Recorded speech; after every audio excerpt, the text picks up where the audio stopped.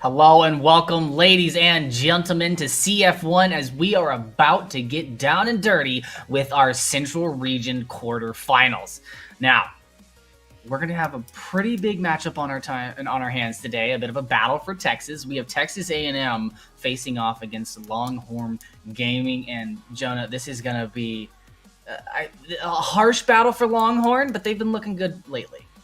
Yeah, Longhorn has been looking good lately. They've improved on their record from Split 1 into Split 2.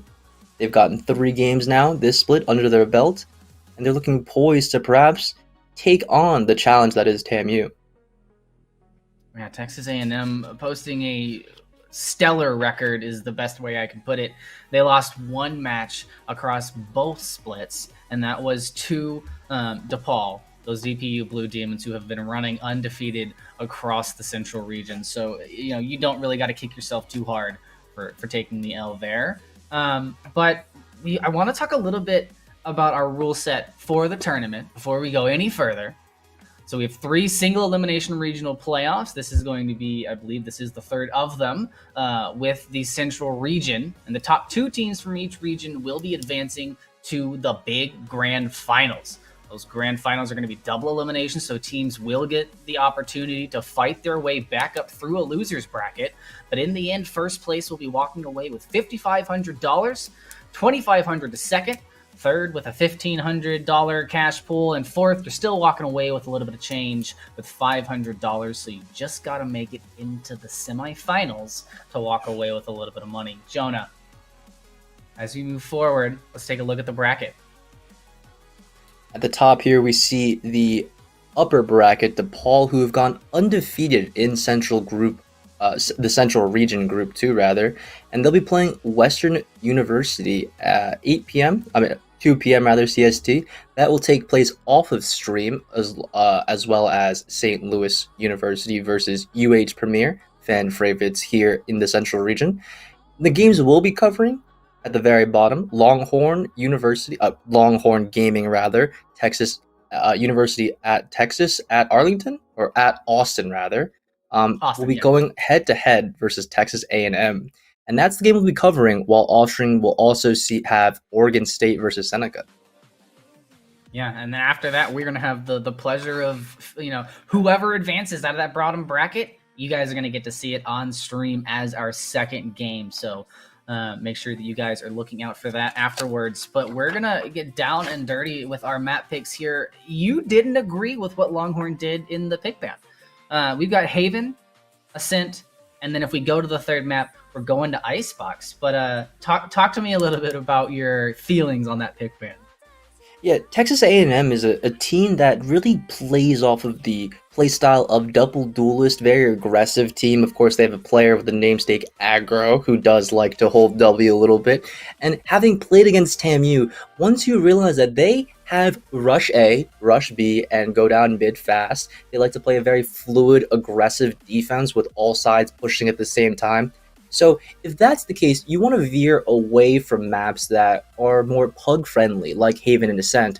But Longhorns Gaming, they sort of went into the trap of playing to their strengths and not really understanding that their opponents were also very good at those maps. So they took out Split and Bind, and now that those 2 maps are gone, which are very structured, now we have Haven and Ascent as our maps 1 and 2. And if that's the case, having played Haven and Ascent versus TAMU, I know what a threat they can be. And what a threat we've seen from them in previous games when they've played Haven and Ascent. Those guys are monsters on those maps, let's be frank. I mean, I have no real disagreements. I do want to point out that Longhorn Gaming over the course of these 2 splits have gone from a team that didn't really look like they had much of an identity, and we're starting to see that identity come forth now. They're being a little bit more assertive in how they hold their corners, how they set up their defaults, and how they prepare for the map. So maybe it's kind of, they want to take them to their strengths. They want to fight a full strength Texas A&M, and they want to get in there and kind of mess them up. If you take them to a map like Haven where they are very adept and you get that W, or even just make it a close match, it's a good little int into their mental state to show them that, you know, you're not the only team in Texas that can play Valorant. Of course, if you take them towards that aggressive, map style of choice in Haven, as we see pick bans coming in, we're expecting a very duelist-heavy composition from TAMU. They've elected to go usually for the Omen rather than the Astra, as teams have started to go towards. On the side of UT, they're getting that identity, as you said, Steidel, and they're starting to play a little more disciplined. But I'm wondering here, in this coming match, are they able to show the culmination of the things that they've been working on? Looks like they're a little bit undecided on what they're going to be running, or they're just messing with us. I do know that the members of Longhorn Gaming do enjoy a good joke. Loving the names Mr. and Mrs. Catfish playing together. Couple that plays together stays together. That's right. Happy marriage is all about the matching usernames in game. But not a surprising select right now from TAMU. Like you said, double duelist composition, running the Omen for the smokes, and then Killjoy able to kind of cover their back as they aggress onto the point. And mirror composition going to be coming out from Longhorn Gaming. It does look like, oh no, swapping out the Sova for the second duelist for the Cypher. Yeah, they've got 2 Sentinels on the side of Longhorn Gaming, and this lends itself to a very unique strategy that a lot of teams have been experimenting with. Having 2 Sentinels on your roster means that you're able to do a lot more flank watching, and also, therefore, a lot more flanking. So let's see if, on the attacking side that Longhorn Gaming is starting on, perhaps they could do a little more splitting, a little more defaulting with this Killjoy Cypher. Of course, their flanks will be watched, therefore they can mix it up a little bit, maybe timing out TAMU. We know that they like to go aggressive, TAMU does. And if that's the case, having 2 Sentinels on offense will allow them to staunch the push from TAMU. So it looks like, maybe they did do their homework. I like this for bringing it out against such an aggressive team as TAMU. Gather the information, take away the element of surprise from them if you can. This wouldn't be the first time that TAMU is up against a composition looking to squash what they bring to the table, so they will be prepared early on. Still going to take a lot of damage, going to have to use the hot hands if he wants to heal up, but Pierre not watching his back and already made the flank. Using the smoke to get the escape and did a little bit of damage. Not going to make it out, though. Mrs. Catfish will win the fight. And now TAMU down 2 members. Longhorn Gaming off to a good start here in the pistol round. Yeah, they've developed themselves a nice man advantage, and it looks like that as they regroup, a couple of their members are bleeding red there on the HP. So as they make this rotate out, let's see if they can get that lurk through garage. Nope, they decide to go all 5-man towards the C-long position. This will allow them to set up a very good post plant, as the members of TAMU don't really have their star jet player in aggro. They have to rely on the utility players in their Sova, Jim Jones fans, and their Killjoy in Helms. Or Dill rather, let's see what they can do on this retake as Helm starts to approach. I like the fact that they entered into the site with their Killjoy and Cypher in the front. Low health members go first, just in case there is somebody there to trade out. Jim Jones now the last one alive. There's a lot of Longhorns down this hallway. Mrs. Catfish going to find that last kill and a flawless first round for Longhorn Gaming. Not what we were expecting, but a really happy surprise for me, as they had 3 players towards the A site, did TAMU, and that meant that they were ready for the push of Longhorn Gaming, but simply AO Pier and the rest of the gang and Jason and Mrs. Catfish, they showed up at Long A and Short A ready to play. Taking those members out was critical, as the rest of TAMU had to rotate in, leaving that C-bomb site completely exposed. This round, we're seeing a little bit of a more standard defense here, as the members of TAMU are spread out as the members of Longhorn Gaming. Oh, Pierre wants this duel again with Dell. He sees the orb disappear, knows he's there, can't hit the shots, though.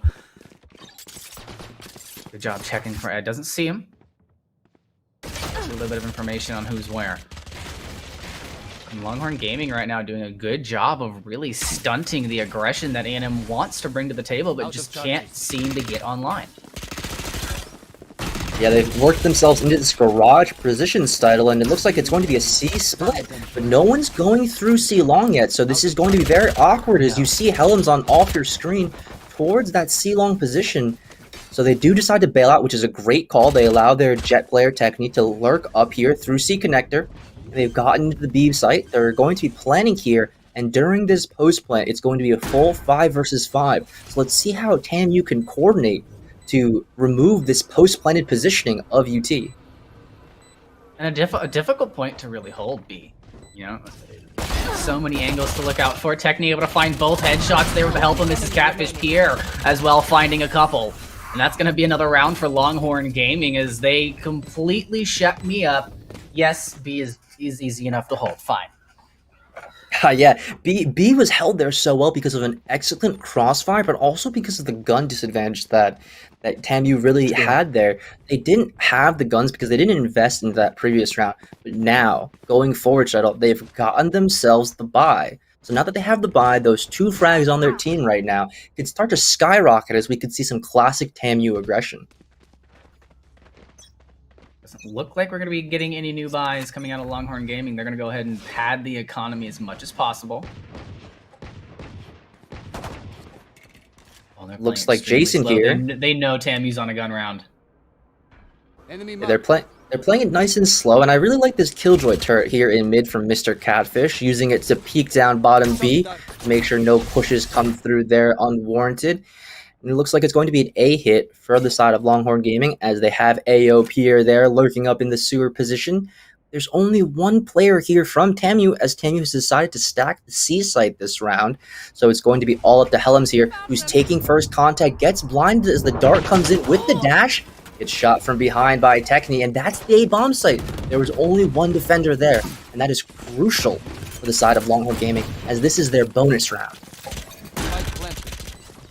Up into heaven goes TAMU. They still have the ability to get the retake. Jim Jones fan here looking to find a couple of kills with that Vandal. Has some help up there, but aggro immediately taken out of the battle. Big shock dart from Jim Jones, even in the scales. Now Dill has the ability to go through, has the crossfire from Jim Jones, who gets taken out in heaven by IO Pierre. Pierre flashed. The shots start landing for Dill, but finally they make their way to his head. And TAMU is able to finally stop this roll from Longhorn Gaming and put a point on the board. Yeah, Jim Jones fans showing up with that huge shock dart. 2 members of LU there on the spike in the default position. You really want to get out of dodge right there while you're after planting the bomb. That shock dart, huge. It gets amazing dividends. It takes out 2 members, and crucially, it takes out the Killjoy player who had the turret there on the default box that was watching the push from CT in heaven as first contact. So insane gameplay there from Jim Jones, and a crucial first round there for TAMU. Yeah, looks like TAMU's starting to pick up momentum and play the way they want to. Looking for an aggressive hold here on C. This is Catfish looking to just cause a little bit of destruction, or just disruption. Yeah, UT really starting off slow. I really like this default here from Longhorn Gaming. They're sending the Cypher towards A, to prod and poke, and having the Omen there towards the C site, while the rest of the players control the mid area. It allows them to get numbers advantages on the offensive side, to get easy prods and pokes in, so that they can find out where players are, and then from here they'll regroup and see where they can go. Let's see if Longhorn Gaming realizes that the B site is relatively free here, as no one's playing on the site anchored. And there you see Techni trying to get his way in there, seeing if anyone is going to reveal themselves, as he does have that superior weaponry that he didn't have in the previous round. Oh, Techni, if you'd taken that shot, you would have gotten Ed. Caster vision. The rest of the members. This is a really slow round from Longhorn Gaming. They are ready to explode onto the point, and there goes the death pin. Helms now scrambling back to the default box, takes the duel, and trades out. So it's a 1v1, but the spike went down, so it's going to take a little bit longer for the plant to go down, but Jason is going to be there to do so. Jim Jones already contributing to the fight off the point with the Hunter's Fury. He grabs a couple of tags and is looking for a recon dart. Looks like he missed the ledge that he was going for, so that recon dart just going to go wide. But aggro into the high ground this time. Once again, Techni finds him. Jim Jones going to be left to help. 2 members left of Longhorn Gaming. One in Cubby going to be looking for it, able to find it. Dill. One more kill needs to come through, but Pierre on A long. Able to kill True. One more kill. Ooh, just too harsh. Is able to find it. Oh, 16 health. One more bullet from Jim Jones, and he would have been toast. I'm really liking what I'm seeing here from Longhorn Gaming. They're not really that known in the Central group for being a standout team, but as you said, they've done their homework shuttle. They came out swinging. As you see Pierre here clutch the 1 versus 2 on the Cypher, goes for the spray, gets the jiggle peek back out, and then goes for the wide swing. That's confidence right there. As you see, every single round, default from Longhorn Gaming is working out. They're sending members to every position on the map, and it looks like TAMU hasn't really been able to get a grasp on this map. They're used to playing aggressive, and that's clearly not been working for them here. Yeah, if you play aggressive into this kind of setup, you hard commit to one spot, you're opening up the rest of the map for the team. It's difficult to do that. When the team's playing together, it's easy. Techni making it look simple here outside of Garage, almost taking or falling. But is able to take that first life and put a lot of damage into TAMU, so they're going to have to use a little bit of utility there from Dill. Oh, but the neural theft means that they know exactly where the players of TAMU are. And off of it, they get that nice pick on from Mrs. Catfish onto aggro before the classic of Dill responds, living with 1 HP.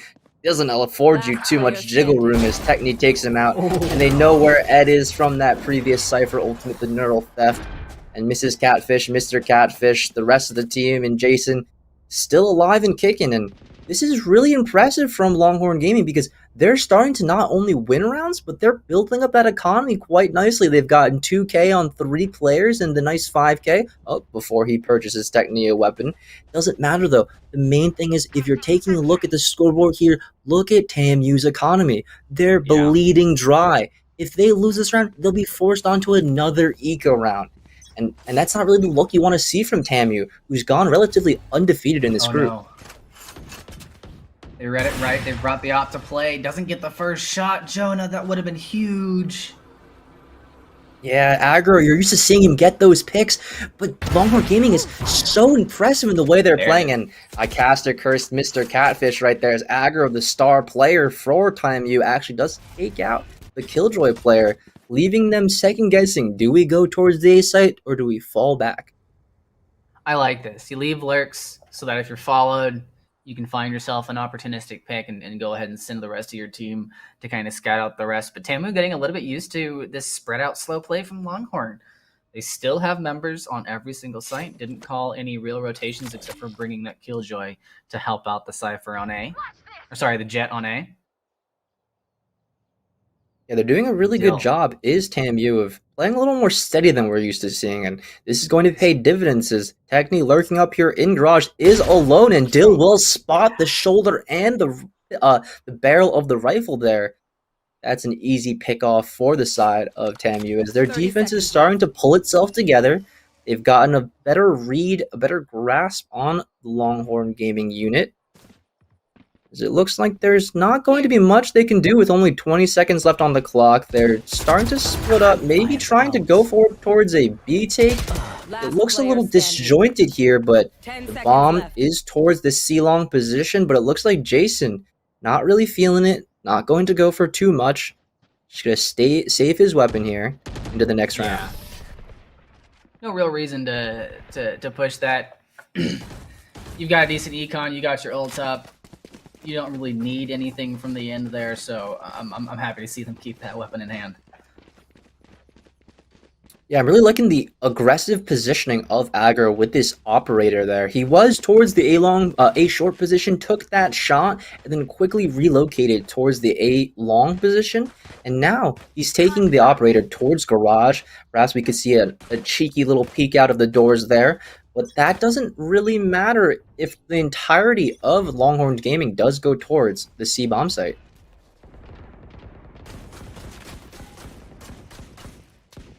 Looking for the recon dart. Bounce it off the top of this house here, and it bounces perfectly onto the side, but waiting for the team to get ready to act on the information that it's going to receive. Only one member, however, from TAMU on the site, and a beautiful peek from Aggro is going to find IO Pierre. Ed now discovered on site, but is able to work their way out of the fight a little bit. Does get caught by Techni, though. Good crossfire from Longhorn Gaming as they get the plant down, and the whole team of Texas A&M waiting just off point for the re-engage. The running back's going to start it off. They get the turret out of... Oh, almost. Oh, yep, there you go. Gets the turret out of contention. Goes to check the rest of the site, but they lose one to Mrs. Catfish. Running back's not going to find much except... Oh, nope, does find a kill onto Mrs. Catfish. They're at the very, very end. Rest of Longhorn Gaming here sitting pretty down C long. There goes the smoke. There goes the defuse. The Hunter's Fury going to put an end to that party. Aggro gets hit pretty hard by that one, but Dill's going to push the aggressive button, trying to flash and build, but sees too much. Techni and Jason both able to find a pick. Dill now alone on the point, and Longhorn Gaming continuing to push this attack. Yeah, their executes are so clean. With this double sentinel comp, they're able to have their flanks pretty much watched at all times. You have to worry about the tripwires and then the alarm bot, even if AO here is the first one to go down there that round at the hands of Aggro's operator. All of the members of TAMU are forced to funnel out of that CT position. And when you're retaking a bomb site, you really want to be flanking and hitting them from separate angles of connector and CT. But they weren't able to do that because of the double sentinel comp, and that's what's allowing Longhorn Gaming to really put their foot down here. And it seems that they know what ain't broken. They're just sticking to it. So they're just gonna go back to C here, it looks like, as TAMU does end up finding some information towards mid. Yeah, they're trying to force it. Send everybody to have. They have a really disjointed buy, a couple of rifles, a pistol. I think I saw a sub in there somewhere. So I was gonna kind of corral in here and see what they can get. Nice double coming out from Dill. Make that a triple, and it works out for TAMU. They force the aggressive play into mid. And they're able to work out, and they walk away with a plethora of free weaponry.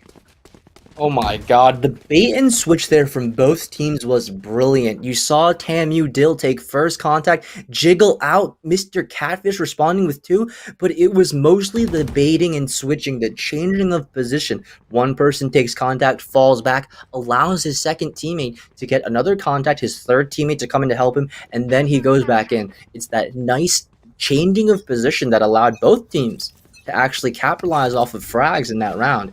And ultimately it does go towards TAMU, and Aggro, he's back on this operator. Let's see how aggressive he can get, as one player has crossed over to the long A position. Maybe he's not aware of it, maybe he is, but as the alarm bot spots him out, he has to know he's there. Yeah, it's gonna be a rough walk back for Pierre. Yeah, Pierre should be able to spot him out, and the duel goes the way of Aggro right there. He should have known that a player could potentially be there, but Aggro, he's just so far pushed up. What an excellent play from him on the jet operator. A lot of weight right now on Techni's shoulders. You bring out these blades, you've got to be able to get some sort of utility out of them. Two members of TAMU sitting in garage, kind of lurking towards B a little bit. Looks like they got some information that Ed was on the transition. You see the ping in the back. The smoke goes down to make sure that heaven is cleared. They're indoors. And Techni with these knives is looking towards the B site here. As the Mr. Catfish team is put the going alarm bot down on the Phoenix. And that's going to give all the information to Techni and the rest of the team about who is where. But regardless, TAMU's still able to come out on top. They knew where everybody was. Yeah, the alarm bot play was solid, and they did have all the information, but TAMU responding with that nice weaponry, with the great fire back, that gameplay right there. That's why TAMU is so known and feared in this region. They've got that firepower title, and they're showing it. Of course, the scoreline is still 4-5, but it feels like the momentum is starting to shift towards TAMU, and this game is mostly about momentum. So yeah, if we can start seeing some comeback here. TAMU has so much to work with right now. It's like apart from weaponry, you have the Killjoy ultimate, you've got the Hunter's Fury, you can teleport your Omen, you've got the run it back for information. I mean, know exactly where you are. This should be a pretty good retake. Cage trigger. Killjoy ultimate on point just in case anybody's up there, but they're just gonna kind of lurk in heaven. I don't think that aggro knows. Techni's watching this angle, needs to be careful. Techni's been able to take them out in heaven time and time again, and aggro once again falling to their counterpart on the jet. There goes the run it back onto the point. Or sorry, the flashbang onto the point. Man, right TAMU's Gaming have a really good hold. TAMU's retake is so difficult as they get flashed and mated off, and now they're forced to challenge into the crosshairs of UT. You see Dill here taking a lot of damage, and Jim Jones fan also bleeding red right there, and he gets taken down. It's all gonna be up to Dill here. With 33 HP and the bomb ticking down, it doesn't seem they have much of a choice but to save. And as quickly as it started, Longhorn Gaming ended it just as fast with a really nice A execute. They knew that aggro was there towards the A site with Helms. They knew that they could take it as long as they got Helms picked off early, as Helms did have that Killjoy lockdown to stop a push, hopefully, but going down before being able to use that Killjoy ultimate means that you're not really afforded to do much on the A site, as it's a full 4v5 retake and it doesn't work out in their favor. I'm looking for Dill here. He needs to get aggressive with this Phoenix, a little more into the mix there with that ultimate run it back, as aggro is the one who actually takes contact. But it's just going to be aggro, the only one from TAMU peeking out. This is a very different style than we're used to seeing, and because of that, perhaps they're playing into the hands of Longhorn Gaming. They've figured something out, has Longhorn. But no, TAMU Ed with that Omen taking the high ground with that teleport. He's able to get into a sneaky position. And for that very reason, this is one of the first few times where TAMU has had the early men advantage and actually kept it. The question is, are they going to notice that Longhorn Gaming has already given up A? They've said, all right, cool, you obviously have position here. This is obviously a site that you control. We're going to go and give it to you, and we're going to rotate across the map a little bit.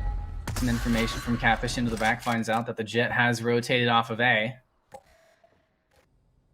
Now this becomes pretty difficult for Longhorn Gaming. You're going up the middle, and all that TAMU really has to do is collapse to the center of the map to take this fight. Blocking sight. I'm going to check the Jim corner, Jones too, for Jim fans. Jones. Looking for the third, finds the third, the fourth doesn't come. Jason able to find it, but, take the shot. Oh, Jason not able to clutch it out in the 1v4, but that's a tough situation to be in. Last I mean, we don't have, the players themselves don't have that outline through the smoke right there, but it looked like Jason had a chance here before Jim Jones with this excellent spray transfer onto the third. I mean, when you're sitting there on B alone as Sova, that position is so powerful if it goes unchecked.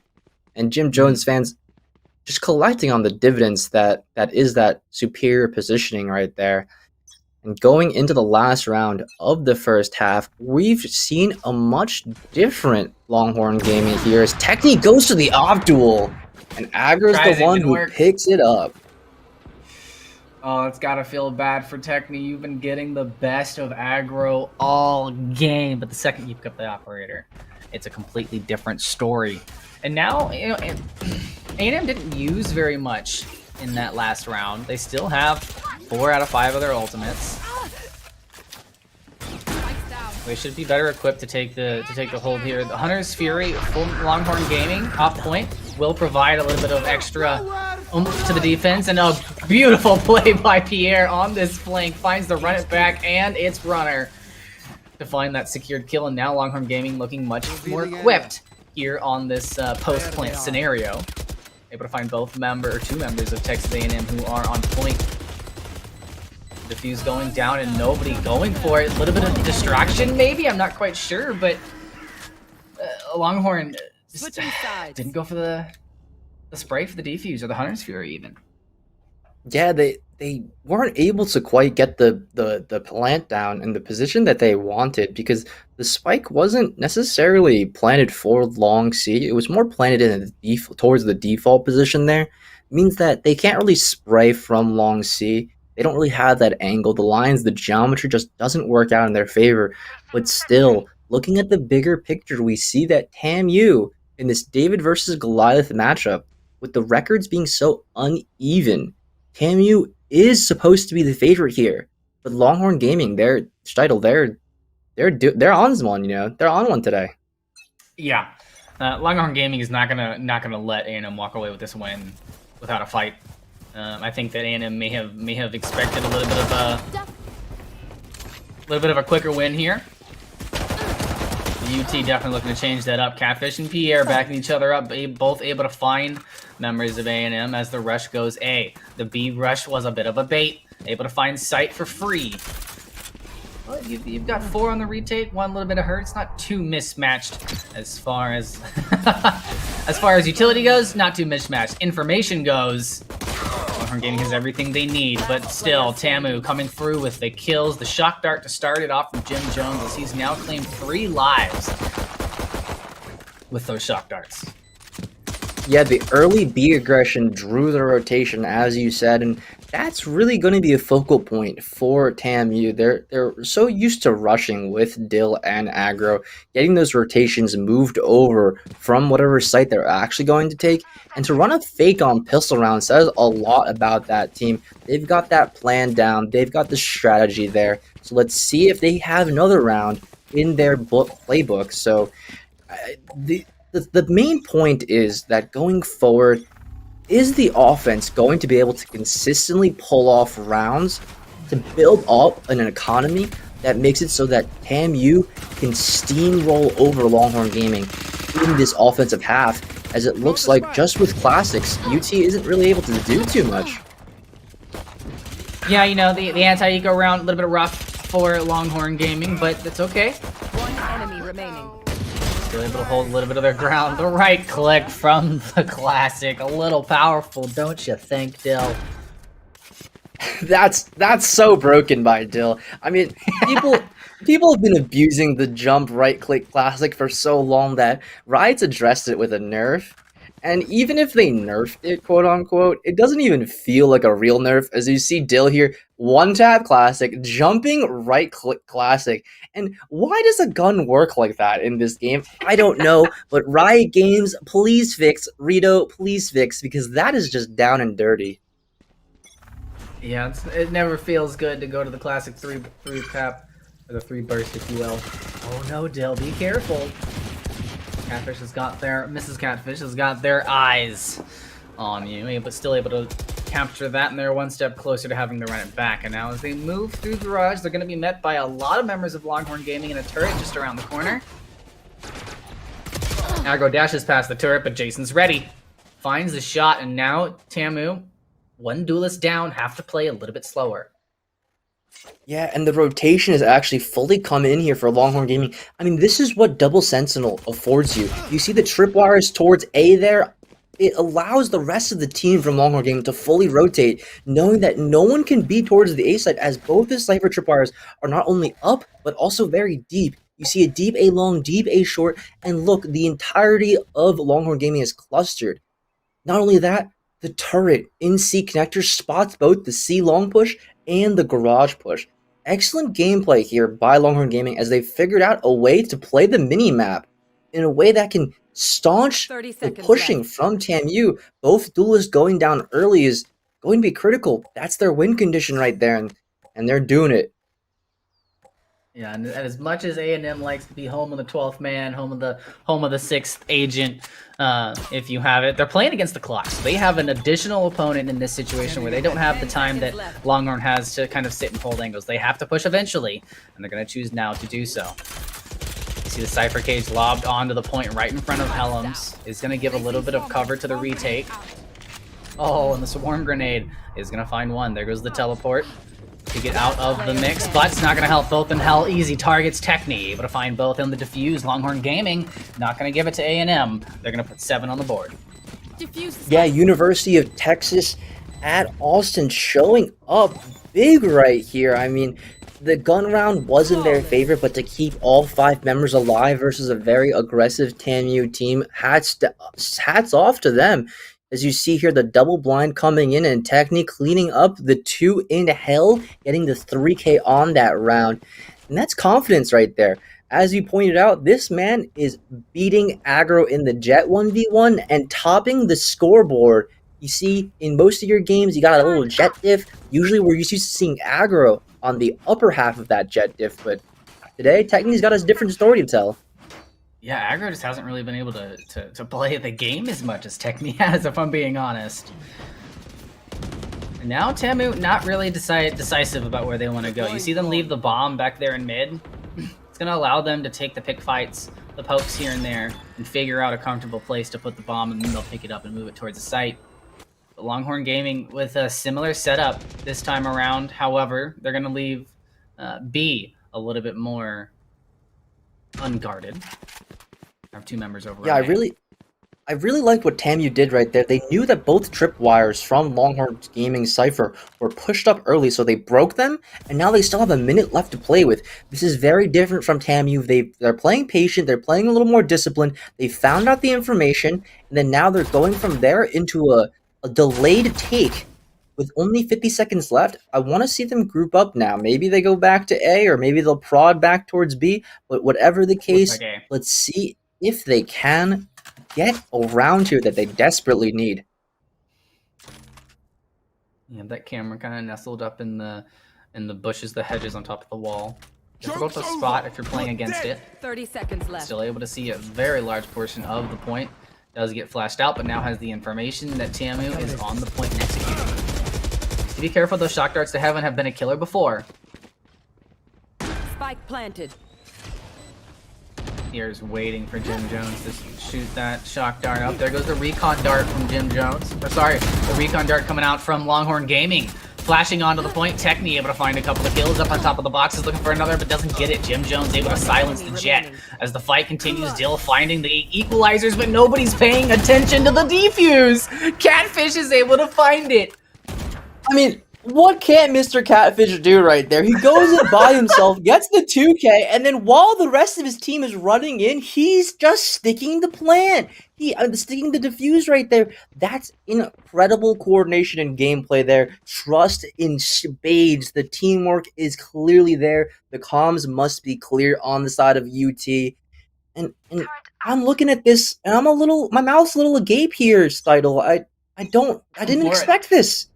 I'm for it. You know, I may be drinking out of my A&M cup right now, but I am super, super excited about what we're seeing today. You know, there was a little bit of little danger in our predictions about this being a little bit of a one-sided match. It is not the case, Jonah, at all. I think we're gonna hit OT. Yeah, at this current pace, we could very well see OT. The main thing is that the Longhorn Gaming unit is playing in such a way that directly counters the early pushing. This double Sentinel comp, drafted perhaps by one of their players or their coach, whatever the case is, it's paying off. And that's what you want to see from teams that perhaps have a little bit less firepower, but they had that creativity, the ingenuity, and the ability to work together to pull off this well-played strategy. Even if TAMU does go towards the A site here and they get on, it doesn't matter. Because Longhorn, they're playing retake. Pierre gets discovered in heaven, so the shock dart gonna help Ed secure that kill. Aggro. Putting up the namesake, finally pushing the envelope just a little bit to find themselves some success. TAMU cuddling in the corner to escape the Killjoy ultimate. You should run. Shadows traveling. Oh, and the Killjoy lockdown gets exchanged, so the block is against Longhorn Gaming now. They've got to push in quickly, remove the members as Mrs. Catfish. Oh no, he's gonna teleport right into the site, gets detained, I'm sorry. And on to point comes the attacking force. TAMU are gonna be able to put to 9, but Mrs. Catfish bringing it back for her squad. Yeah, it was just a little unfortunate there from the University of Texas. They had the lockdown there. Pierre goes down, and Mr. Catfish goes down. That causes the entirety of the retake from Longhorn to be a little messed up right there. They couldn't really get all the members alive into that round, and it looks like their economy, it's suffering a little bit, so they're forced to go on this little half-buy with some sheriffs, some shorties, and let's see if they have any new cheesy strategies that they can pull off to hold off these Phantoms and Vandals from TAMU. Oh, they get early info that everybody's going to C, so they're just going to go ahead and flood over. And this is going to require some A1 aim. Coming out from Longhorn Gaming, but A&M with a massive advantage as far as weaponry goes. Yeah, Longhorn Gaming is going to kind of be throwing themselves at the point to see if they could find anything. A shorty's not going to find much, so now it's going to be up to Mrs. Catfish, but not going to happen. You get one for Mr. Catfish. And this is just a survival game from here on out. Be careful. Don't find it. Pelhams will be able to find the last kill, and A&M putting themselves in a really good position to secure this map. Longhorn can't let this run away with them. This is an important gun round for them. Yeah, they've gotten the operator out perhaps from the side of UT. They could see that float over to Techni, or Mr. Catfish could keep it himself. Yep, it does go over to the Jet operator player for Longhorn Gaming. But that isn't what we need to pay attention to. What we need to pay attention to is the ultimates from the side of TAMU this round. They've got that Hunter's Fury, they've got the Omen from the Shadows, they've got those Jet 9s, and they could very well get Dill this, run it back. So if they do, I'm expecting a C split. But Techni, if he's got anything to say about that, nope, doesn't fire through the smoke. Gets it a little off timing, though, and doesn't get rewarded for that spam. Joke's He over. needs to be careful. TAMU very much wants to break into this point. He's able to find the shot onto the run it back, has to smoke and hopefully find another member, but Helm's watching the corner of the box, able to find the headshot. There's a second from aggro. TAMU now up 2 members as they continue to find picks, and looks like they found themselves a bit of a home here on C-side. Yeah, the idea was great there from Longhorn Gaming. They wanted to go pick off Dill there on the long C position, but the smoke from Mrs. Catfish kind of denying his own teammate, or it was the smoke from TAMU to provide excellent cover. Whatever the case, though, TAMU's found life now, new life on the C site as 2 rounds in a row they take over C, and it looks pretty secure for me. Even versus pistols versus guns, it doesn't matter. Assault rifle or not, Mrs. Catfish and Mr. Catfish taking turns playing Hunger Games here. Yeah. Question is, are they going to be able to find Mrs. Catfish? Which of the two are better at hide and seek? It does look like the positioning taken from Mrs. Catfish a little more advantageous, and as the round ends, tries to get an extra pick, but isn't able to find the shots. I gotta give that one the survival game victory over to Mr. Catfish there. He got one with the Sheriff. Mrs. Catfish wasn't able to respond in kind with one with the Vandal, but nevertheless, it is going to be another round for TAMU, and because of that, we're starting to see that momentum shift we were talking about. This is the first time in this entire game where a team has won 3 rounds in a row on its own half, and TAMU, this is what happens when they're playing. They start winning a couple, they start feeling themselves, and then the motor starts going, and when it starts going, the TAMU train don't stop. And look at this hold right now from Longhorn Gaming. They're prepared for this push into garage. Turret goes down, looking to respond. Catfish is there with the Sheriff. Gets traded out. That's okay. They have a second member here with the Ghost, just in case the push comes through. Oh, this drone here from Jin Jones fans. They were privy towards what Longhorn Gaming was putting out there. They knew it was a bait and switch. They sent that Sova drone in there, collects the information, and we haven't seen this from Pierre before. Hey, yo, Pierre, down here in the sewer position, close up with the judge. Maybe does get one, but no! Ed, he's just so aware. Oh, man. TAMU's going to be able to get this plant off, and Jason's looking for a good pick. Almost finds it, I believe. Almost got a shot off with just above the shoulder. See how Techni's able to perform with the Sheriff themselves. But I like the fact that Longhorn Gaming didn't buy this round, because now they're going to be able to come into it next round equipped. Yeah, they're playing the economy game really well right here. I'd say that the storyline for Longhorn Gaming is that they've gotten themselves quite a nice buy, quite a nice unit going on where they're all on the same page. They're clearly playing as a team, and this group teamwork that they're showcasing is very impressive. And because of that, they've taken 8 rounds off of TAMU. But for them, they definitely want even more. And they've put themselves in a position to do just that. They're so close to that Killjoy lockdown. They have the Sova's Hunter's Fury to stop Helms from using that Killjoy ultimate as one Hunter's Fury. It does take out the Killjoy ultimate, the 2 tags that is. The main thing they need to do, they need to stop Dill. Dill on this Phoenix, he's getting the C long orb almost every single round for free, and it goes uncontested. And if Phoenix is allowed to farm these orbs, his ultimate goes on off cooldown every single few rounds, and that's why you see Dill able to get so aggressive. Yep. Not really too often talked about the ultimate orb, game of Valorant, but it is vital. Techni able to find the opening kill into Jim Jones, and now Longhorn feeling a little bit better about being able to keep A&M at bay.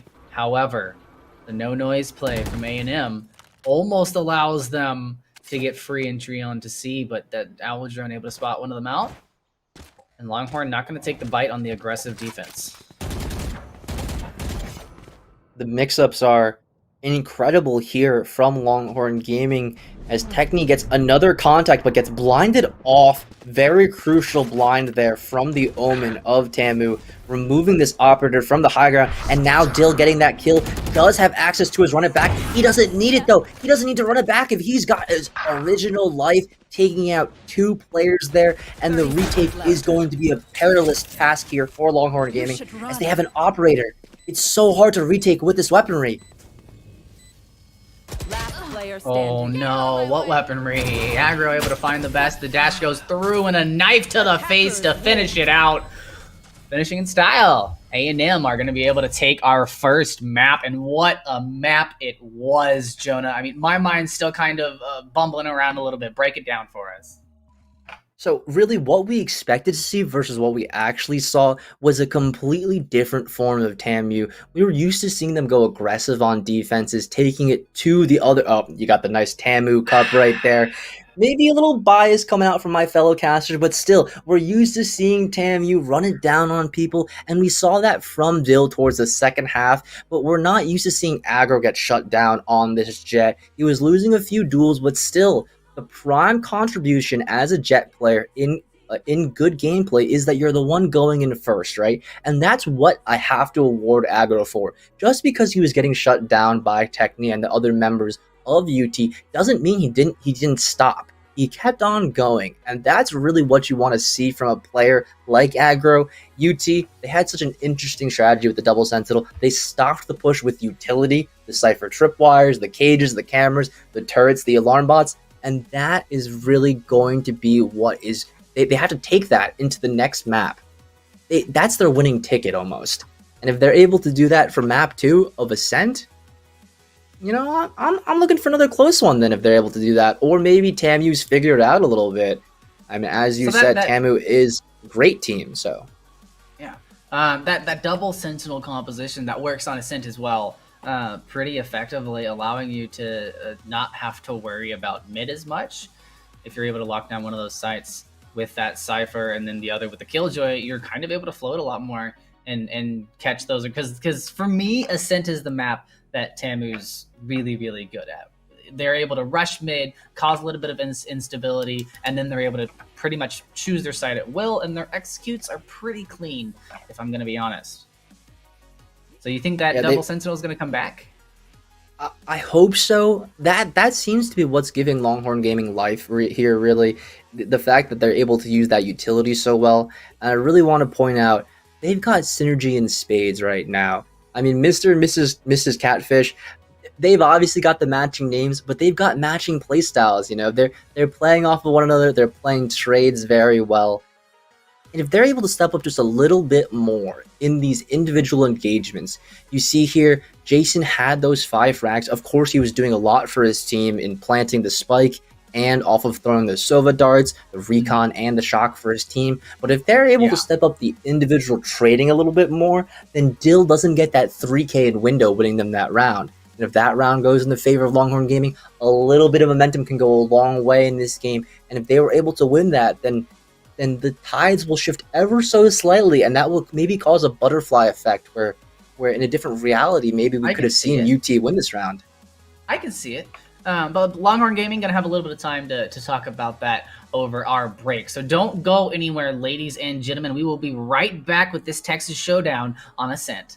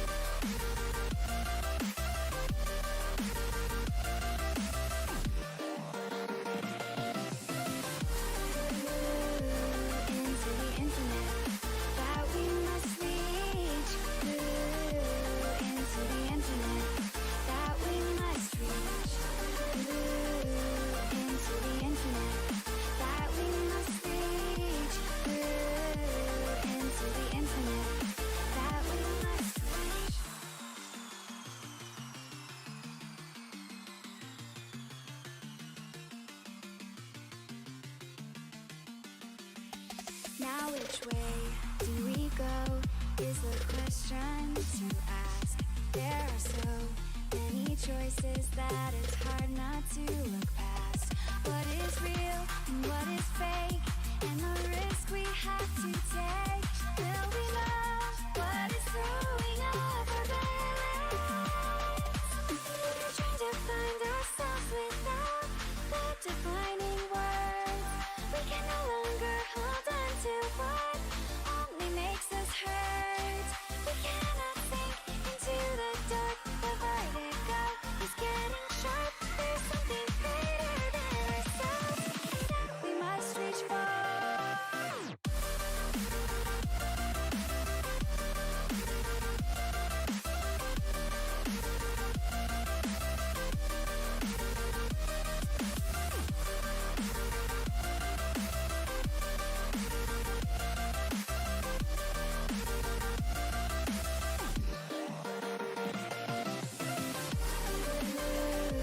Into the internet that we must reach. Into the internet that we must reach.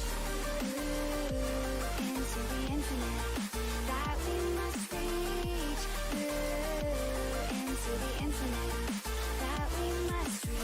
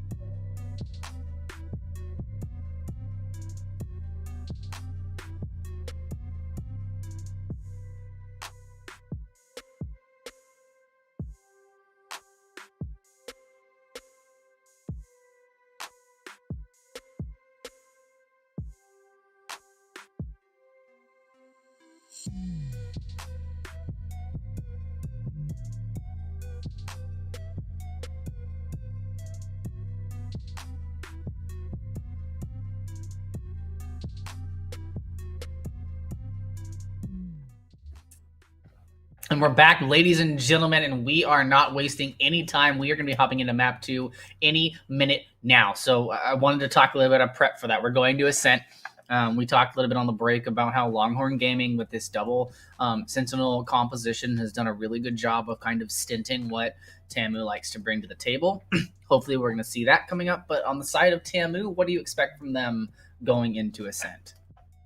I mean, they're like a one-trick pony, right? They're the team that does one thing very well and they stick to it. So I'm not expecting too much different from them. The double duelist composition, maybe keeping the Phoenix, farming those orbs for Dill. The man's hot, he's feeling it. So give the Phoenix the hot hands, let him get the orbs, let the run it down happen over and over. And that's a winning formula for TAMU. And even if Longhorn Gaming is able to show off this double Sentinel comp, I don't know if it's enough. They need more adaptation. They need just a little bit more. Looks like they're going to be going ahead and running with the Breach this time around. Yeah, Kimchi, who played the Sova, if I remember correctly, from Haven, switching over to the Breach, Mrs. Catfish, switching over onto Sova, and Aopier, who is on that Cypher now towards Omen. The only players who kept their respective roles are Mr. Catfish and Technian. This is maybe just another adjustment from the side of Longhorn Gaming. They've done their homework clearly. They know they want to play the Breach. They've got all 5 agents locked in, and as much as you could say that there's other things that TAMU could play, there it is. The same lineup for the same players, and they're going to do much of the same that we saw from last map. Yeah, and Kimchi didn't get to play last map, but usually a starter for Longhorn Gaming going to be coming in on this map, and I like that from Longhorn Gaming. They're switching around their players depending on what map we're going to. And ladies and gentlemen, while we're talking, please make sure that you're diverting your attention down to the bottom of the screen, as you can get some updates on what's happening around the Central Region. Houston already taken a map over SLU, and OSU has already secured the victory, moving into the next bracket. So looks like these teams now fighting. They know who they're going to go up against. Longhorn Gaming, Texas A&M. Who's it going to be to take on Oregon State University? Doesn't look like we have information from DePaul and Western, and that just tells me that that map is still going. So that's probably a bit of a barn fight there itself. But we're here on a sit with Texas A&M and Longhorn Gaming as we prepare to get into things. Jonah, if we get another map like we just got, I'm going to be happy. Yeah, I'm excited for this one, Steitel, and it looks like TAMU, the tried and true Sova drone, both duelists going in there. It's going to be up to Mr. Catfish here to staunch that push. The bleeding has started as he's already on fire and gets taken down. Yeah. TAMU with an explosive start at the beginning of the round on this attack. They've already dwindled Longhorn Gaming down to 2 members. It's going to be a difficult retake. Mrs. Catfish, however, has proven before that he can do a big dent into the agent pool. Gonna be able to break down that wall on the other side. Kimchi. Flash goes wide, and Dill's able to capitalize, and Mrs. Catfish now caught in a crossfire. Gonna get taken down. Yeah, and this is the gear shift that we know TAMU so much for. During the break between maps, they probably talked about how much confidence they have going in, and how last map they didn't really play their game on offense, as we saw a 6-6 half there from them on Haven. Going into this map, they're going to definitely pick up the pace a little bit, shift into that higher gear that they're known for. And that mental is extremely important. You know, not allowing the fact that Longhorn Gaming took 8 rounds off of you last map, going into this map, is extremely vital, so that you can kind of, you're not second guessing yourself. The playstyle of TAMU does not allow for second guessing. Straight into the fray, Yeah, able to find the opening kill. Damn, already started off.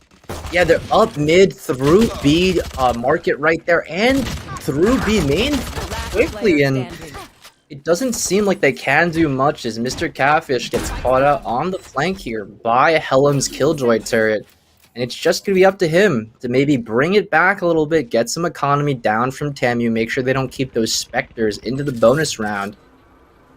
Chances are slim for winning, but still with Mr. Jim Jones's Sova drone catching out and the blind coming in. I mean, as a player, it's just so hard in that position, right? You get tagged by the Sova drone, then you get blinded, your hands, your shoulders drop, you're just like, geez, I mean, like, can I play the game, man? It's a difficult spot to get caught out in, and right now, Longhorn Gaming, you've got to be feeling a little bit of, not shell shock, but you don't have the ability to stunt TAMU as well as you did on the last map, because you're not running that double sentinel, and I think TAMU picked up on that immediately. Yeah, and that's what's causing this change in pace, I think, and it doesn't seem TAMU is diverting from the playbook. They're running the exact same play with a slight variation. The Sova drone will go through B main, as you see Aggro and Dill running it down mid. Both flashes being used, but the weaponry is here for UT, but it doesn't matter if Dill has that Sheriff. Yeah, and a good crossfire, just able to bring attention from multiple angles to stop it here, but a bit of a stint to the bleeding. Mr. and Mrs. Catfish both finding kills in tandem. I was gonna say the couple that kills together, but I'm not gonna promote that. Kimchi's got a good angle here, looking into the fruit stands or market, if you will. Jim Jones still able to find the kill through the fire and the flames. Yeah, the flame wall there from Dill allowed Jim Jones fans to actually creep onto the lane right there and take the spike away as it was down. Looks like Jim Jones fans very aware of the situation, takes the spike as AO Pierre gets the kill. It doesn't matter though. That's what's important, is the mini-map. And look at this. Jim Jones, completely free A-site. And Ed, he's in mid, but he's not able to capitalize off of his superior positioning. Jim Jones still has the opportunity here, needs to be careful, but finds it all. Recognition is nice. Now, Oh man, Jim Jones fan, that round was excellent for him. Not only does he show up big on the scoreboard, but he showed up big in that round. He got a opening pick for TAMU towards B main, then collected the bomb, ran over to A, and then clutched the crucial 1v2. This round was so pivotal for TAMU because of the fact that they were on a bonus. And now that they've collected themselves the weaponry from the dead bodies of UT, it looks like the economy and the weaponry is starting to shift over to the side of TAMU. Yeah, UT forced to play kind of aggressive here with these sheriffs. It's kind of a killer be killed situation. Oh, Techni almost gets blocked from the exit there, but Kimchi is able to find a Molotov kill there in over towards mid. I believe they shot that from the B site. Yeah, that was Reach's. That was towards the aftershock rather from the side of Longhorn Gaming's breach. It ended up taking down Jim Jones fans, the hero of the last round, and that's not enough because Dill here in mid is a menace. He is a walking, moving turret right now. Has that run it back available, but he doesn't need it. Kimchi does go for the stun onto him, but let's see if they're aware of Mr. Catfish, and they're not. Nope. Able to work in a crossfire of their own, and you can just see how much more power and presence Longhorn is able to assert onto Texas A&M when they can slow them down a little bit. Yeah, they're bringing these rounds into close 3 versus 3s, and even with 22 seconds left, it doesn't amount to much as you see aggro going aggro, as his name does suggest. The 3v3 is in the favor of the offense, as they do have the weaponry. MG going to be going for a good flash. This time it's not going to go wide, but he doesn't check the right corner, so he's going to get taken out. Catfish is there to help, but gets taken down as well, so it's going to be up to the misses, but misses ain't able to bring it home. And 4 now on the board for Texas A&M, and the economy is going to get a little bit away from them if they don't spring back quick. Yeah, last map we saw Techni show up huge in the first half, and he's not had the same performance this half. It doesn't matter though, because the point is that Dill, during the last half, he started heating up, and he's carried that over to this half, or rather this map. And if he's continuing this form, we could see a very scary Phoenix on this server. Still going to be approaching early and aggressively for Texas A&M as they set up for another B execute. The shot going to come through, going to stop them for a little bit, but it's not going to deter them at all. You should run. They are going to be walking into a bit of utility, but there goes the lockdown from Texas A&M. Hunter's Fury onto the site to stop the aggressive push. Catfish finds one with the swarm as well. And this is going to be big. A&M now forced onto the point, but they have lost their man advantage massively. Only 2 members still alive. Catfish was detained, so can't really do anything to defend themselves. They're the misses. Gonna be looking to avenge the death of their husband here on point. A&M only left with 2 members now, pushing Longhorn down to a 1v1. Helms versus Catfish. Oh, this box is spammable. No. Oh, Mrs. Who needs Catfish. spam? He's got headshots. She could have just won the round by spamming the box, but she goes for the stylish headshot, of course. She does, and that's the first round for Longhorn Gaming. It's a little wary of TAMU. They could have read that situation a bit better, as they did have 3 members in the side of Longhorn Gaming with the Breach, Sova, and Killjoy towards that site. So perhaps a little over-eager is TAMU, but still, they've gotten that crucial round, has Longhorn Gaming. And this might be the start of that momentum they need. They carry their weaponry over, and now it's going to be anyone's game. Jim Jones still showing the pistol right now. There we go. A bit of a late buy, but he's able to make it just in time. Helm's not having fun over there getting hit with the shock dart, but is able to secure the dart, or the orb, putting them 2 away from a lockdown. Texas A&M have already pushed up aggressively into mid. But Longhorn Gaming aren't looked to give away any purchase or hold their angles. The bomb's still over towards the B side. It hasn't been picked up by anybody by A&M. They're looking for the kills first. Yeah, they're defaulting here, Steidel. They're trying to prod and poke. Look for an aggressive player from Longhorn Gaming. Get that easy pickoff. The Sova drone should spot that Killjoy alarm bot and the Killjoy herself. So now they have the information. And Mrs. Catfish, she's just able to take down both the A-site players in that default. So now the push is just coming from one way. The split can't be done. AOP are showing up big with that two-piece.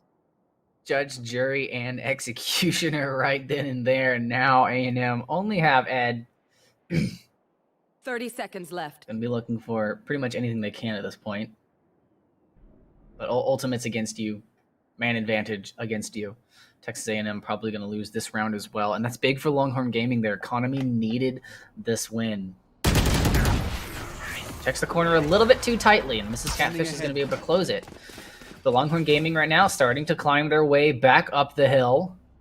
I would have called it a mountain, but they did so well last map that, you know, this is definitely still a viable win for them. Not much has gone down. They can bring it back here. They can definitely bring it back, and it's such a wary a thing to be wary of. AOP there had enough money, I believe, to purchase a rifle, but chose to go for the Judge. That sneaky play right there, and that does pay huge dividends, as you saw him on the cap position and Mrs. Catfish towards the A main. It seems like A is on lockdown for TAMU, and B isn't looking much better either, as Techni's the one to go aggro out here. So the only spot that TAMU can maybe work towards is this mid position, as mid does seem to be the focal point for TAMU's offense here. Is Catwalk is being approached on by aggro. The team of Longhorn Gaming does have some semblance of an idea of where they are, though. Yeah, the Killjoy was so set up in trees that TAMU just has no option to continue going through that. So they're going to have to get forced back to mid here. And Longhorn Gaming, you've been hit with this push multiple times. You have to be ready. They've got a crossfire set up, but one goes down, and the dash is going to give aggro the clear. For another pick through the smoke, Techni, they know that they're moving over towards the A site. Mrs. Catfish already making the rotation. Gonna have the advantage on Dill or Helms as they come through.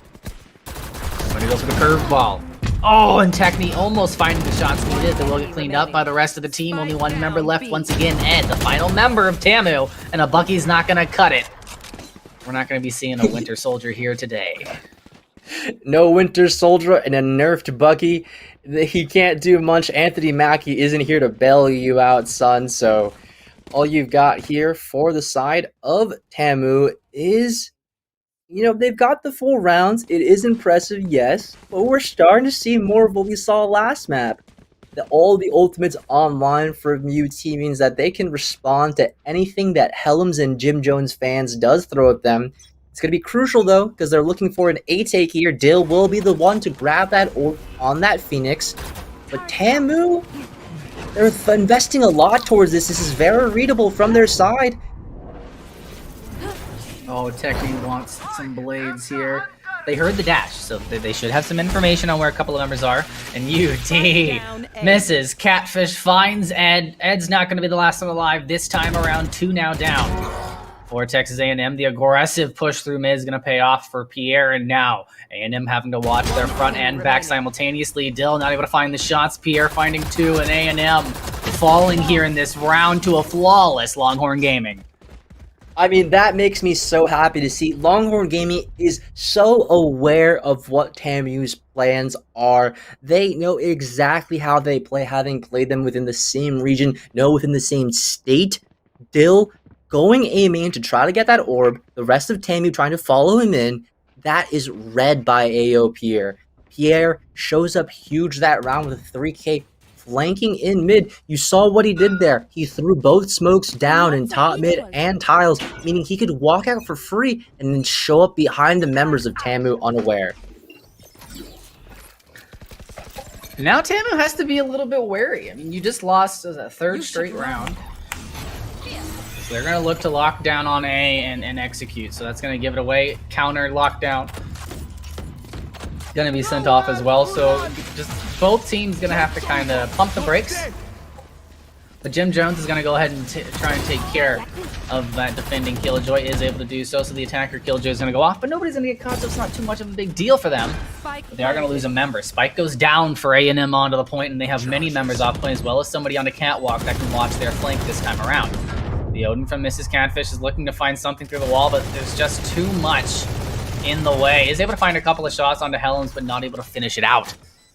Smoke going down to cover over on the entry from the attacking side. There goes the recon dart to help out. Does find a little bit of information as the Owl drone coming out from TAMU looks to disrupt the retake. However, Techni and the rest of Longhorn Gaming have made their way onto the point and are safely there looking for the bomb for this last minute, but they lose a member. Putting it down to a 2v2 through the smoke. Mrs. Catfish finds the kill, but the response from Jones is there. They can't defuse. Techni gonna try and get out, but can't in time, and man, A&M did everything in their power to draw that fight out as long as possible. Yeah, they were able to whittle it down to that 1 versus 1. Techni did win that one, but wasn't able to get the spike defused. And what was so cool about that round was Kimchi, man. That guy cleared out the catwalk position, making sure that TAMU had no flankers, and then went to flash his team in and use the Rolling Thunder to ensure that anyone on site was stunned. Although it doesn't show up in the scoreboard, Kimchi playing very well that round for his team. Let's see if they're able to repeat this. Texas A&M, they're going to be looking to go for it, but the alarm bot is going to give a little bit of information. Their entire team now there, and Longhorn Gaming have shut the door to make an easy entry. They're going to have to make some noise and find some kills, in which they do. Dill able to find the opening one. Techni now getting pressured out. The crossfire will come through the smoke. They find one. Looking for the second. The curveball is going to land. Techni in a little bit of trouble, but Catfish on point, looking to help out as Pierre goes down. They're going to lose Techni as well, and now A&M. 4v2. One member of Longhorn Gaming stuck in mid, the other just falling on the point. Should be able to plant and take the point here. Mrs. Catfish, however, not going to be the first time they've gotten a lot of kills, multi-kills in a round. Dart not going to make it over the top of the house there, so they're only going to be able to get a little bit of information, so I don't think you go for this. Go for some exit frags if they happen, but it's a close game. Keep the weapon, keep the money. Yeah, Mrs. Catfish being very smart about this, playing some nice fundamental tactical FPS, making sure that any member of TAMU that sneaks out does get punished accordingly, as the head peek from aggro is actually enough to take out Mrs. Catfish. Rough to see, but good job on TAMU for closing it out and finishing their plate. They're going to have weapons galore, and you can see on the UT side that after this round, they're going to be in dire straits. You have a bit of a glass cannon situation on Techni, and actually going to go ahead and just go for a partial buy. Going to grab that Spectre. Yeah, both teams don't really have too much of an economy here, so if TAMU does win this round, they're looking at 8-4 perhaps. If Longhorn wins this round, it's going to be 6-6 probably. So let's see if Longhorn can repeat the past, get those 6 rounds on the defensive half. And it looks like they've set themselves up for it, as Mrs. Catfish, who is feeling it, goes for the contact. That's that nice wallbang headshot through the little pillar right there on the side of A main. Beautiful to not give away too much. Gets the kill immediately, backs out, closes the door, makes sure that nobody can follow in their footsteps, using their owl drone to scout out catwalk. Is gonna find, I believe, yeah, they'll find Helms there on catwalk, so they know the Killjoy has rotated out of a long. The rest of the members of TAMU, however, hiding neatly in corners as they wait for Longhorn to get aggressive. I just don't think that Longhorn Gaming is gonna take the bait, so TAMU is gonna have to move in on them. A lot of utility set up there in mid. The second it goes off, Catfish able to swing, and Mr. Catfish finds another kill. 2 members left for A&M, and Jonah, this doesn't look like a round that they can win. Last player standing. Helms doesn't even have Spike. 30 seconds left. 30 seconds left on the board. Texas A&M, you can find a couple of consolation picks here, but you're not going to be able to find much more than that. Longhorn Gaming have done a beautiful job yet again of shutting down these early pokes. And the more that they learn about how TAMU plays this map, the easier it seems for them to start to put a kink in their plans. And we did talk a little bit on the break about how TAMU, although on paper one of the better teams in this region, that, like you said, one trick pony a lot of situations. And so once a team can get a good read on how they want to approach and attack a map, it becomes a lot more difficult for them to play the aggressive burst style that they're used to. Yeah, they're getting their mid push shut down by the alarm bot from Mr. Catfish. Putting that in mid is removing a lot of the options for TAMU. They're going back to their tried and true. They're trying to split A through Catwalk and A main as Aggro takes first contact and gets taken out from Mrs. Catfish and Techni with a nice crawl. A Stewie 2K through the smoke. And AOP here. Look at this aggressive Omen teleport, and it actually pays off with not just one, maybe gets the second. Yes, he does. Man, oh man, Steidel, what is this? I don't know, but I'm gonna try that in a not a custom game, in one of my my ladder games. I'm sure my team will be thrilled with the results that I'm able to bring out of it. But man, beautiful teleport. Not a position that you often see the Omen go to. Can't really gather much information from there. The only reason you take that chance is because you want to get some kills. And look at this. Yeah, UT's just gonna huddle back here on bomb.